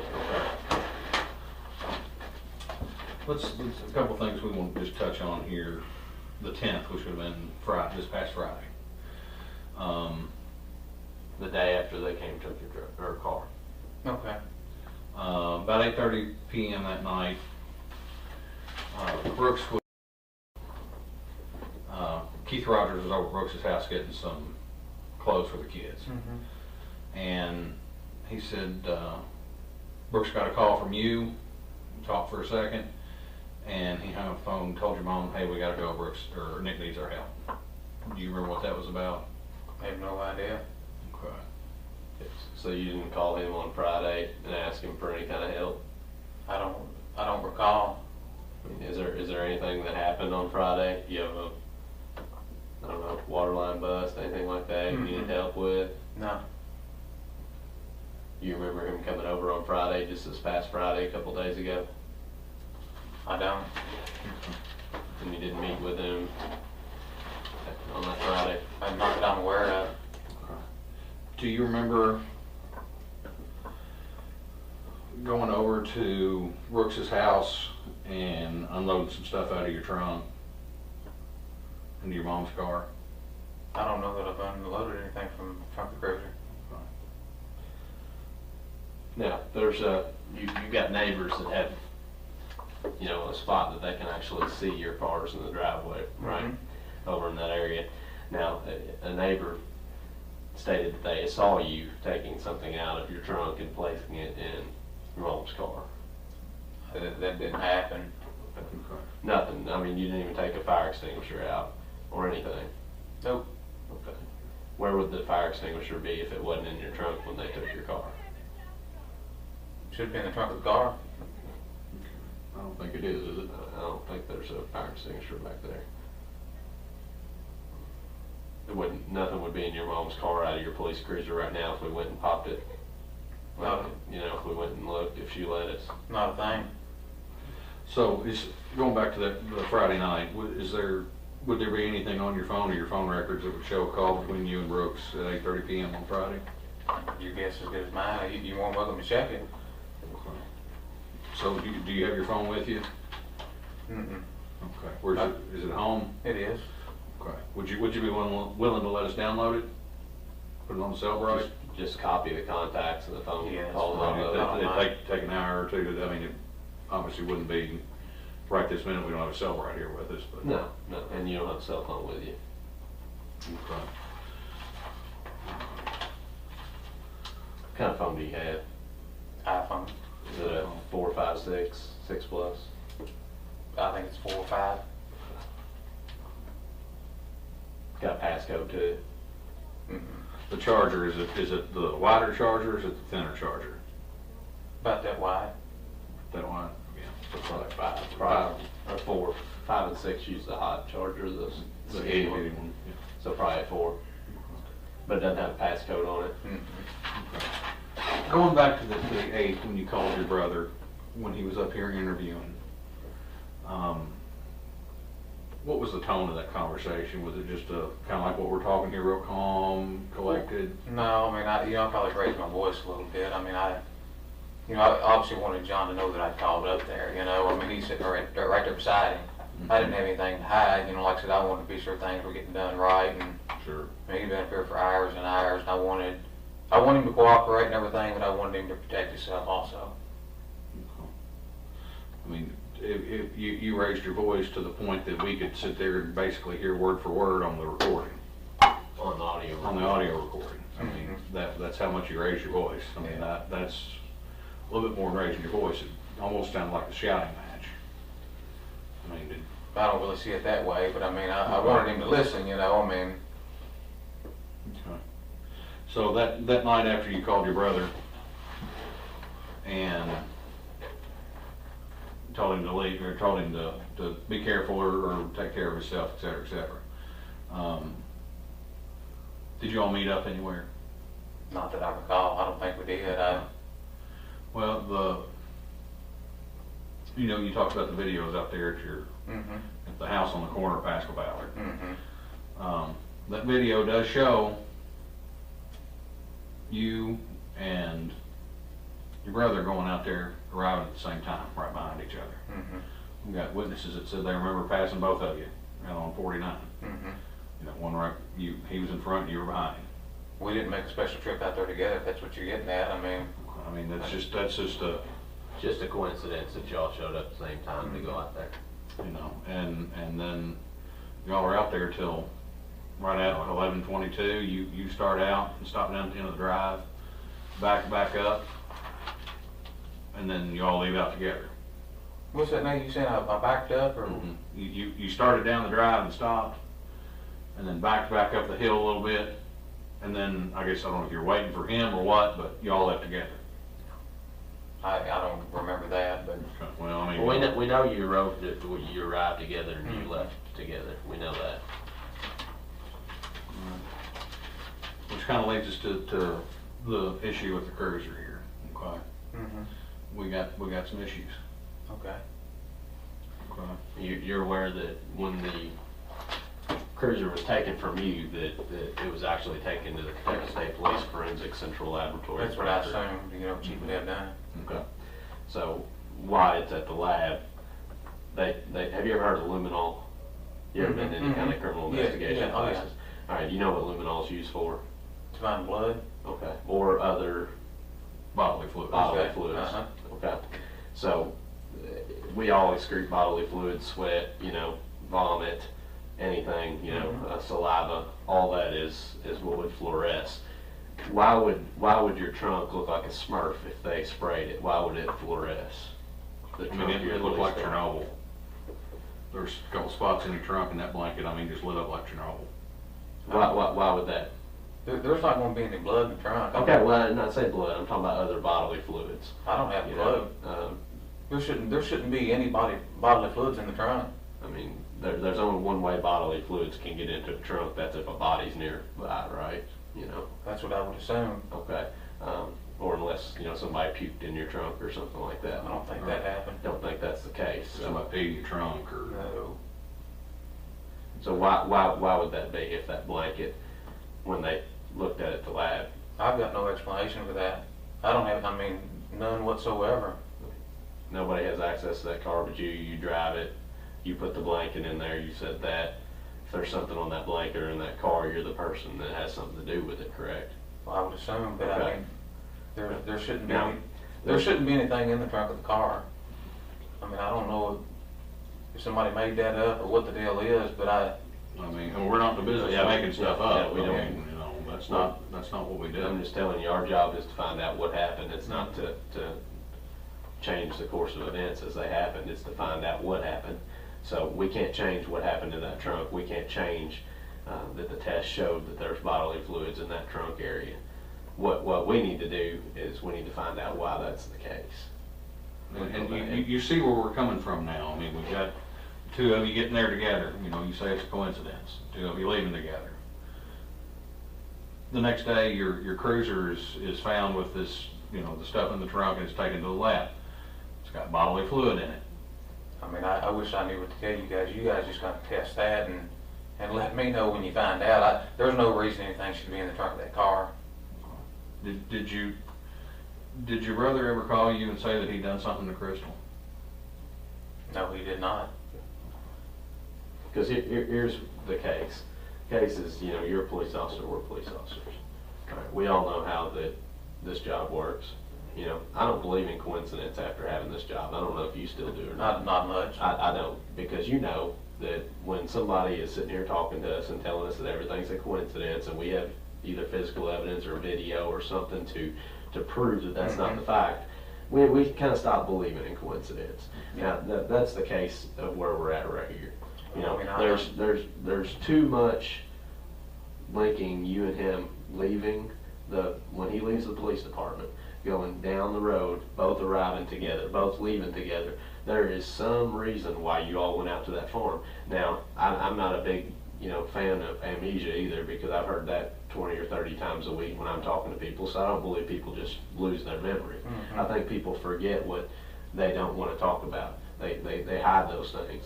And sometimes it's a good person that does that because they're trying to protect their family or they're trying to protect themselves. But you know what? There's also bad people in this world. And those bad people intentionally lie and intentionally use those excuses, you know, to make it harder for the police to find out what really happened, because they're deep down, they're just a bad person. Oh, I agree with you 100%. So I don't think that we're dealing with a type of person here that's a bad person. I think we're dealing with somebody like you that's coming forward and trying to be cooperative. But then again, I think you're somebody that would protect your family in a case like this. And if your family told you something, that you would try to protect them to the best of your ability, especially since you're a police officer. Okay. She's got kids. I mean, there's no way that I would cover this up for him. Okay. Well, I mean, But, you know, we also have to take it, we all have family. We know how family bonds run. I mean, you know, family's family. You know, you've got your work family, and you've got your real family. I mean, you know, there's things that people have done in the name of family that have been in positions that, you know, you would just kind of scratch your head to think, well, why would they do that? But it was all out of love, you know, for the family. You and your brothers, you grew up together, you probably rumbled on the ground together, knocking each other's heads off. yeah. I mean, I've got a brother, that's what we did growing up. We took turns beating the fire out of each other. Yeah. But at the same point, we're at a point here, like you said, coincidences, we can throw them out the window. You know, not knowing exactly what time you sit down and ate dinner yesterday, that's one thing. Not remembering that you ate dinner at all. that you ate dinner at all, that's another thing. That's a different thing. Yeah. You know, we've and then you add that on top of the biological evidence that's been located in the trunk. We're not That's asking what you starts hard. me right there. I mean, I just can't believe that. Well, we're not asking you hard questions here as far as, Oh, I'm not I agree. asking you, did you pull in at 7:22 p.m. on the other night? No. I'm asking you, hey, last week, on Wednesday, a week from today, do you remember going out to the farm? Do you remember arriving with your brother? Do you remember leaving with your brother? What did you do while you were out there? Those aren't hard questions. And I don't remember that. Okay. I mean, I don't. I mean, is it just such a routine that you go out there and just arrive at the same time and? We both go out there a lot, you know. I mean, it is a place we hang out, you know, quite frequently. Sure, and you've told us that, and we believe that. But But we're asking you specific days a week ago, okay? And Have you been out to the farm since then, or is that the last time you've been out to the farm? Since the 8th, Since, yes, a Well, week ago last Wednesday. I'm sure I've been out there since then. Okay, have you and your brother both met out there since No. last? Okay, so we're asking you about the last time that you and your brother met at the farm. All right, we're not asking you for specifics about it. We're just asking if you remember both arriving there, what you did while you were there, and when you left, and why you arrived there. I don't. I mean, I really don't. we're trying to make it as easy as we can for you as far as asking you questions. Because from our perspective, I mean, we're not talking about just, coincidence, y'all showing up at the same time.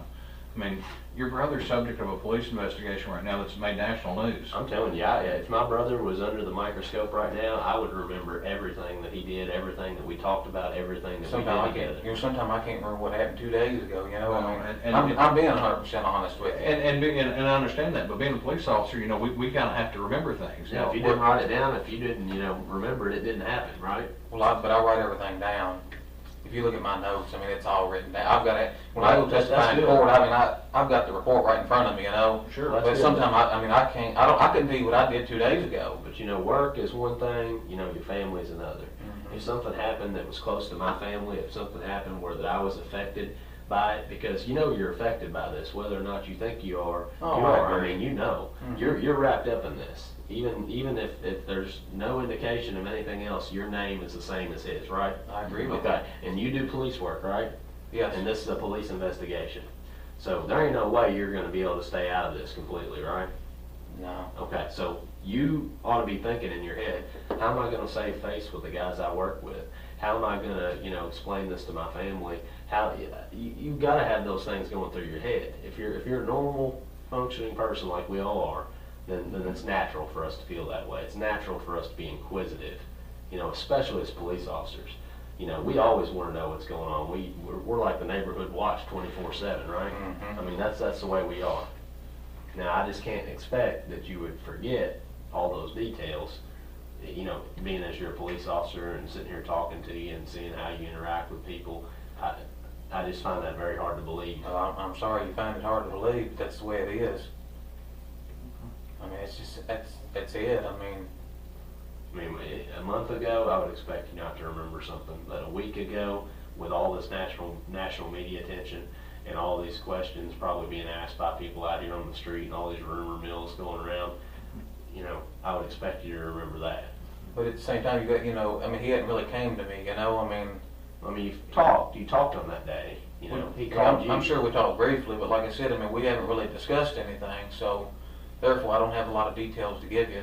Well, we're not asking you details about necessarily what he did more than details about what you did, with details about you going to the farm and him being there, okay, and you all leaving, hence you being there and you leaving. We would expect, we're just going back to this time, y'all arriving at the farm at 8:11 p.m. I mean, I know it's getting to be summertime, but, that doesn't leave you a whole lot of daylight for fishing or tooling around, and it gets dark about 9 o'clock. 9:30. So, but you're there till 11, almost 11:30. Yeah, but with all this going on, it's just like I say, it's just a good way to go out there and get rid of some stress. Well, what did you do to get rid of stress? I mean, what did he do to get rid of stress that night? Y'all shoot some clay pigeons or something, or? No, like I told you before, I'll go out there, I ride the four-wheeler religiously. I'll go to the lake, and like the last hour before it gets dark, that's about the best time to go fishing. Sure. So, I understand y'all's perspective, but you got it wrong. I know you're doing your job, and I'm not, I don't hold it against you. Do what you need to do, but. Is there any reason that her DNA is going to come back in your trunk? I'm 100% certain it won't. You're dead in the water. No way. What about on that blanket? No way. Any hairs, fibers, No anything way. like that? No way. Never took anything out of your trunk, is what you're saying? I didn't. So if we had somebody who had seen you do that, seen you take stuff out of your trunk and put it in your Still neighbor's just trunk, making stuff up. the coincidence of you all both arriving there at the same time, not having any kind of conversation, can't remember anything that you talked about, anything that you did at the farm, and then leaving at the exact same time. I'm telling you, it was coincidence. I know it sounds fishy, but that's the way So, it is. but you can appreciate how. I can. I mean, we're. I mean, this isn't our first rodeo, and I'm sure this isn't your first time dealing with a criminal investigation, so you kind of know what to expect. So I would even expect you to hold this to a higher standard and say, man, this is gonna, it just doesn't sound right. you know, it doesn't match up. It's a weird case. I mean, it is a very odd case, you know, and we're like I said, we're sitting here with, it still remains that we understand that you may not remember every single time you've been out to the farm or what you do. You know, we all have habits. Like I said, you ride the four-wheeler religiously, and fishing right before dark's the best time to go. Yeah. I understand that completely. But something's just not adding up here. You know, 1 + 1 always equals 2. And you look at the fact that you call him and you raise your voice to him, like you said, to tell him that he needs to be careful. Yeah, well, I'm big brother. I'm gonna kind of, try to protect Sure. him. At the same time, I mean, I'm not gonna cover something like this up for him. I'm just not that kind of guy. And furthermore, I mean, there's no way he had anything to do with this. If something has happened to her, it wasn't because of something he did. Again, I know you guys have got a job to do. I mean, do it, but I mean, you're wasting time. Well, who else would be responsible for this? I mean, I don't have any names to give you if I did. I mean, What do you think? What do you think happened? I mean, she's a nice looking woman. I don't know if she got out there on the Bluegrass Parkway and somebody abducted her. I don't know what happened, but I know Brooks didn't have anything to do with it. I just feel 100% certain. I mean, But he's never denied it to you. No. I mean, I've never asked him. I just don't feel like, I feel like I know Brooks well enough that, I know he would never do this. I'm not going to question him about it. So you've never even asked him you've never said, hey, did you have anything to do with this? Tell me you didn't have anything to do with this. No, I've never asked him that. Never said that. No. Well, I Well, mean, you say you ride the four-wheeler religiously. Mhm. How often do you say you go out there? I mean, I'm out there 2, 3, 4 times a week. I mean, How come the cameras don't show you there a couple weeks, the 2-week period before last week?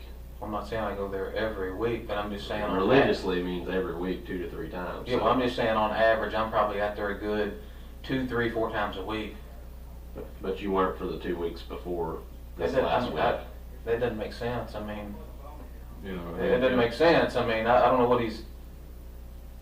It should be on the camera. You go back and look at the camera, do what you need to do. But I mean, Well, I we have. I You mean, say it's- there was a 3-week period I've never been out there. 2 weeks before. I don't believe that. Before this last week, I don't believe that. like since before the 3rd. That's not accurate. But you can remember going out there then, but you can't remember. Well, I'm just saying. I just feel like I'm 99% certain that there wouldn't be a 2 or 3 week gap between going out there. Now, I don't necessarily remember going out there, but there's no way that I went 3 weeks without going to the farm. No way. So you say you went out to the farm on the 8th. You and your brother didn't have any contact that you remember. You just went and did your own thing, even though you got there at the same time and left at the same time. Yeah, I mean, I don't remember anything that he said or anything. We just kind of passed and rolled on. He had anybody with him? Not that I recall. Did anybody else see you all both out there, other than the camera at the I don't. house pulling in? I don't think so. Because you told somebody, I think, at one point that you remember being out there that night and you and Brooks sitting there talking with your mom. I don't remember that. I mean,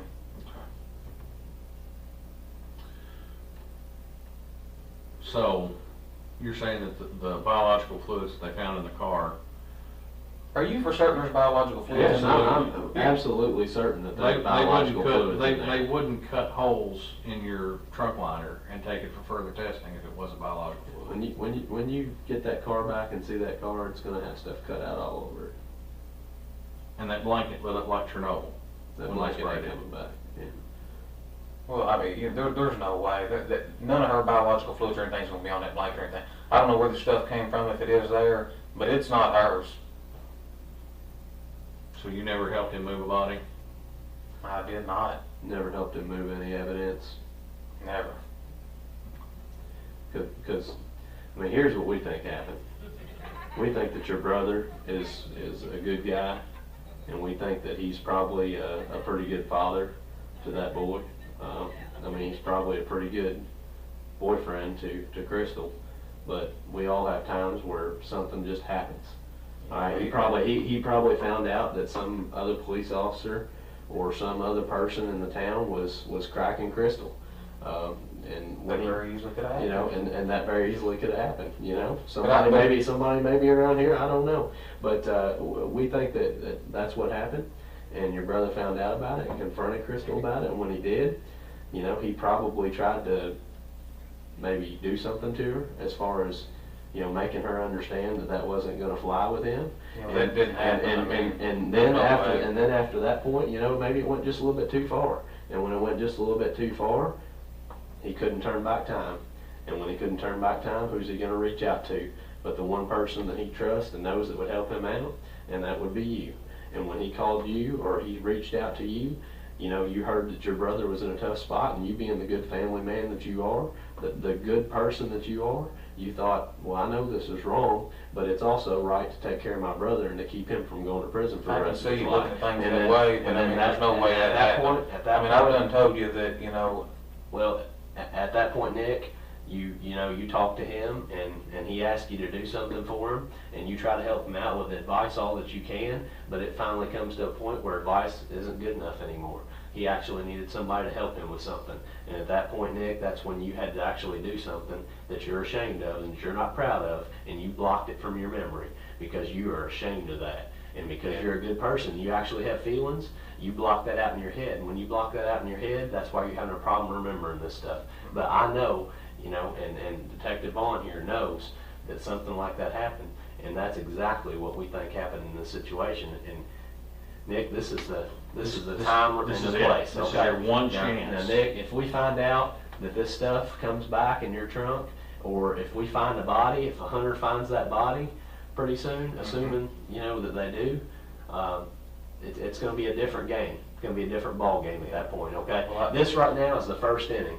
You know, once we find that out, that's closer to the ninth. We've got less time to make up ground and change what's on the scoreboard, because the scoreboard's going to be the same as it would be in the ninth inning, as it would be in the top or the bottom. It's not going to be what it was in the first.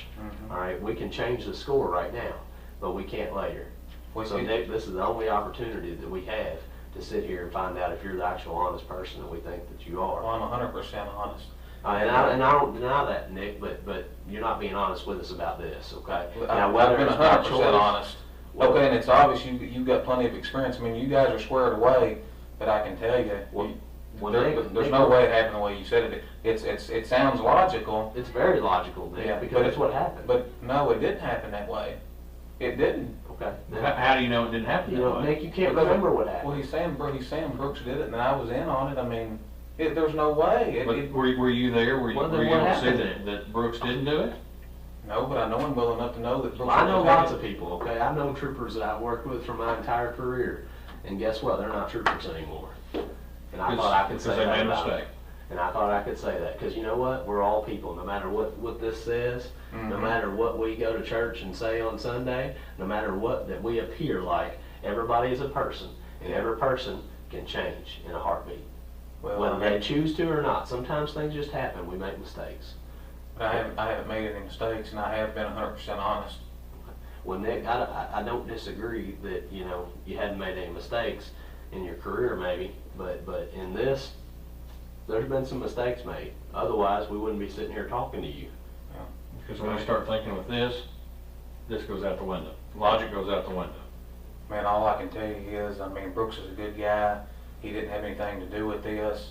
You know, obviously, you know, I'm hoping for the best and expecting the worst because I'm a police officer. I hope she walks in his front door anytime, but at the same time, I mean, she's been gone for a while. She hadn't made contact with the kids.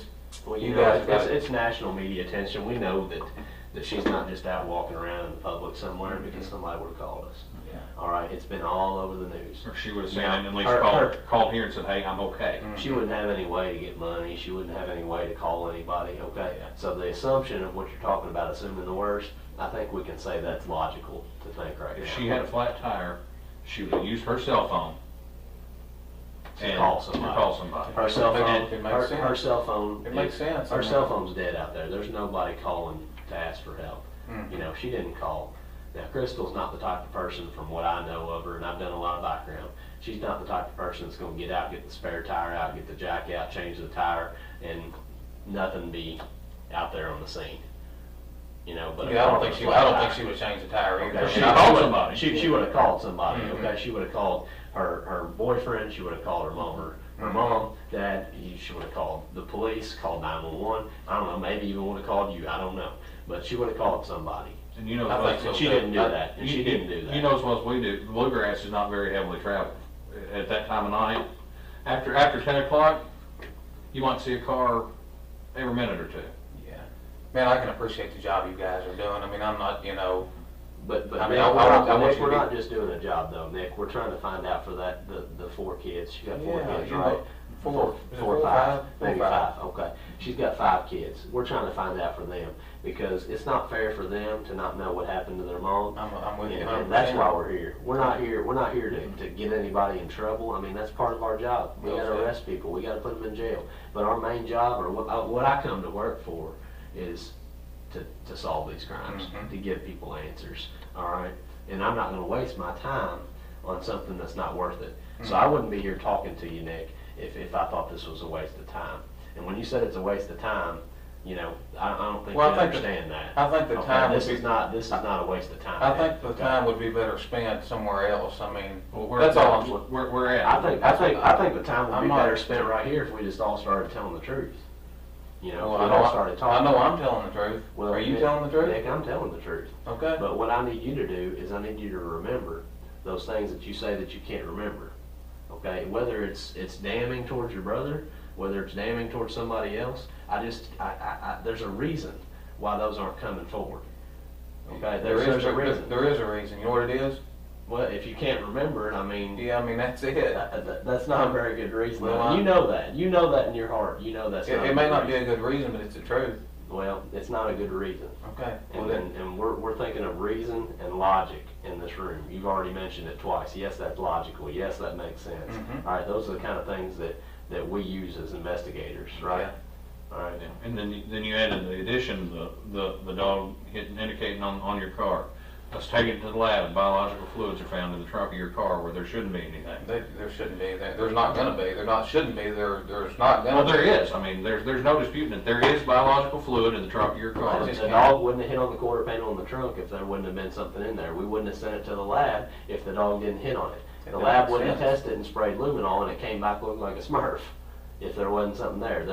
If just the dog hit on it, maybe the dog had something up its nose that day, okay? But when you take it and you put it and you spray it at the lab, that's 2 different things that are verified there's something in And the that guy car. that had the car before you was a neat freak. I mean, Yeah, it was probably spotless when you got it, Yeah. wasn't it?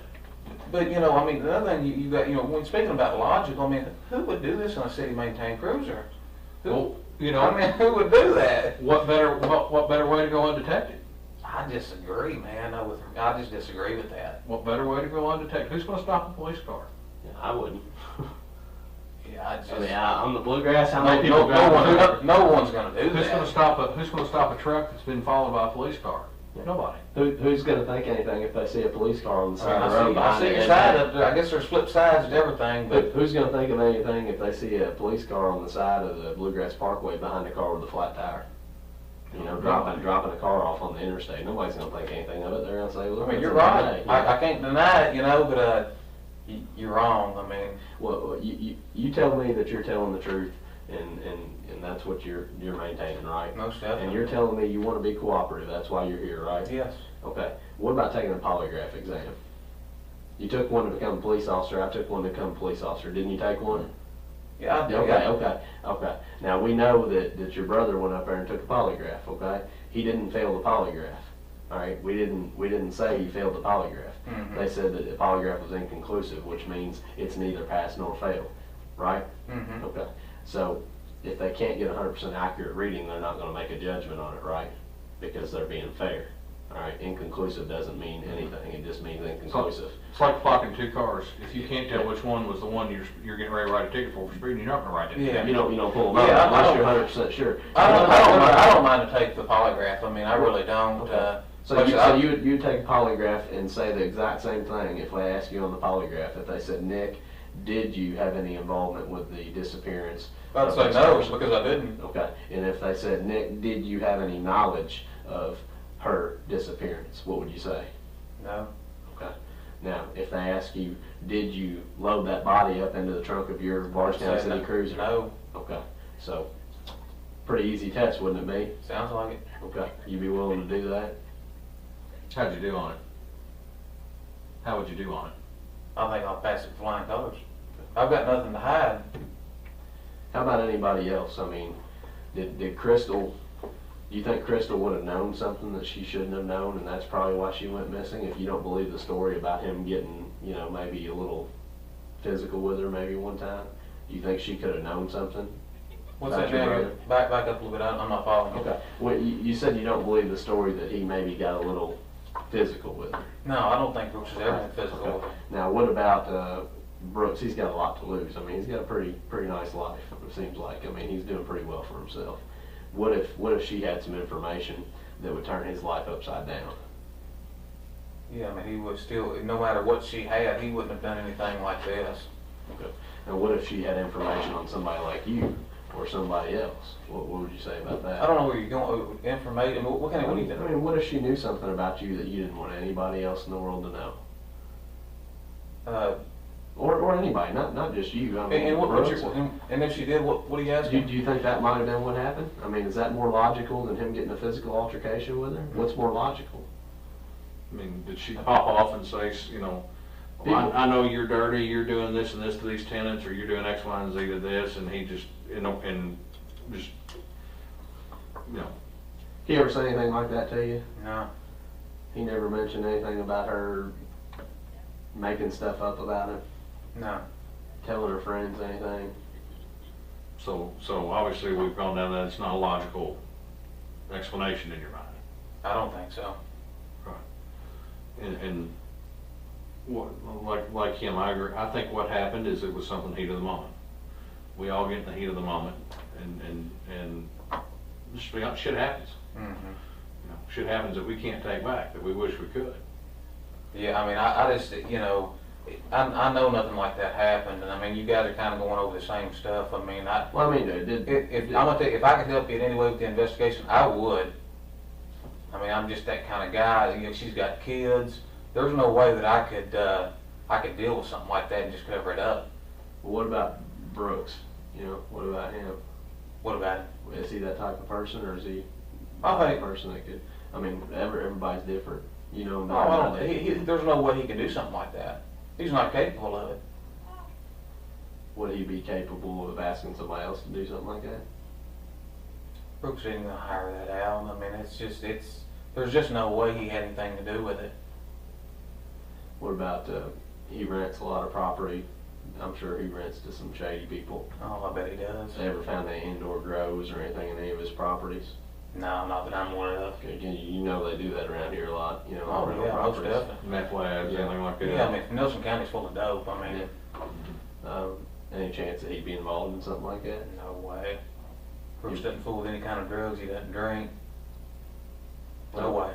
I mean, there's certain people that are involved in that kind of stuff that aren't, you know, aren't involved in it Yeah, themselves, yeah. you know what I mean? They're in it for the money. Yeah, but he's not. I mean, he makes plenty of money. What do you think should happen to somebody, say they killed somebody in the heat of the moment? Just kind of they didn't really mean to. I think they're just as guilty as somebody that killed him anyway. Yeah, I don't have any patience for that kind of crap. I mean, she's got kids and stuff, and I mean, anybody that could have anything to do with her disappearance or possibly kill somebody, man, they need to be dealt with. What about somebody that comes in after the fact that didn't have anything to do with the killing or the disappearance? And I think they're just as guilty. do you think any of them should be given a second chance? No, I don't believe in second chances. I mean, I'm a pretty conservative guy. You don't want a lot of issues, and I mean, man, anybody that could do anything like that, just we don't need them here on Earth. So if Brooks did do this, you'd feel the same way? Most definitely. If Brooks did it, he'd be dead to you. Yeah, I mean, I wouldn't have another thing to do with him. I mean, anybody that's that despicable and can just disregard the kids, and I mean, that's a pretty nasty person. About as bad as it Even gets. if there was a reason, if that person thought they had a reason. I can't think of one reason in my head that could justify something like that. If somebody, you know, we obviously have to go through our lives thinking different than other people. as police officers, you know we might kill somebody every day we come to work. It's a possibility. But that's only if somebody's gonna try to kill us first. Exactly. Now that's obviously self-defense. I mean, That's a difference, okay? Yes.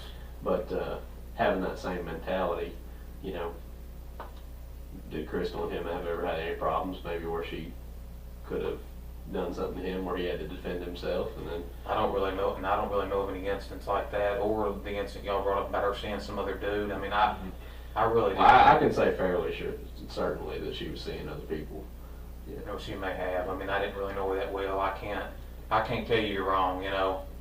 And your brother, you know, has he ever been known to run around on girls? I don't think he's ever ran around on her. I can't say that he's never cheated on a girlfriend, but I mean, Well, your brothers, you've probably seen some things or heard some things in the past, but yeah, as far as Crystal, he wasn't running around on her. no. Well, why weren't they married? Why didn't they get married? You ever talk about marrying her? Well, I mean, as far as I know, she was married to, was it Keith Rogers or whoever it was? I mean, And I think they, you know, at one time they were talking about, you know, trying to get her divorced from him, but as far as either one of them running around, I don't believe that was the case. That's what I believe. But like I said, I wasn't around her a lot, and I can't tell you that you're wrong. Well, when could you take the polygraph exam? I'll be off the next few days, so I mean, So if that's something. if we got one set up for tomorrow, or got one, well, it's kind of late now to set one up tomorrow, but maybe if we got one set up for the next couple of days, would that be something that you could do? Why don't we just shoot for Monday? Okay. Well, what if they're, you know, What is today? today is Wednesday, so we got Thursday and Friday still before they close down for the weekend. Okay. And it Well, all depends on their availability. too. Yeah, I mean, they Let's might just- have, I mean, I've got a lot of stuff going on. I just moved and everything. Let's just try to shoot for Monday, and if that'll make you guys happy, then I'll be more than glad to do it. Well, I don't have a problem with it. the thing about it is, you know, we go up there, take the test, you're telling us that you're being honest, Yes, right? 100%. You're 100% on that. Mm-hmm. Now, you know that I've sat here and talked to people in that same seat that you're in right now that have told me they're being 100% honest, and later on I find out they're not. Yeah, Okay? Is that a fair assessment? most definitely. Okay. So you sitting in the chair that I'm sitting in right here, and somebody sitting there in your chair telling you that same thing. I'm skeptical as you are. I'm probably more skeptical. The polygraph is something that can help us. It's a tool. We don't use it in court, but it's a tool. Yeah. All right. Just If like that makes anything you feel, else. you know, whatever it does for you, it'll be fine. But agreeing to do that now, you're not going to change your mind later. No, I'll do you're it for you. you're I'll do going it to for you. be a man of your word, and you're going to take a You got polygraph it. if we set it Yes. up. Yes, sir. Hang tight. Yep. We'll be right back. All right. Do you want anything to drink? No, I'll just be wrapping it up though, because I'm fixing to get out. Okay.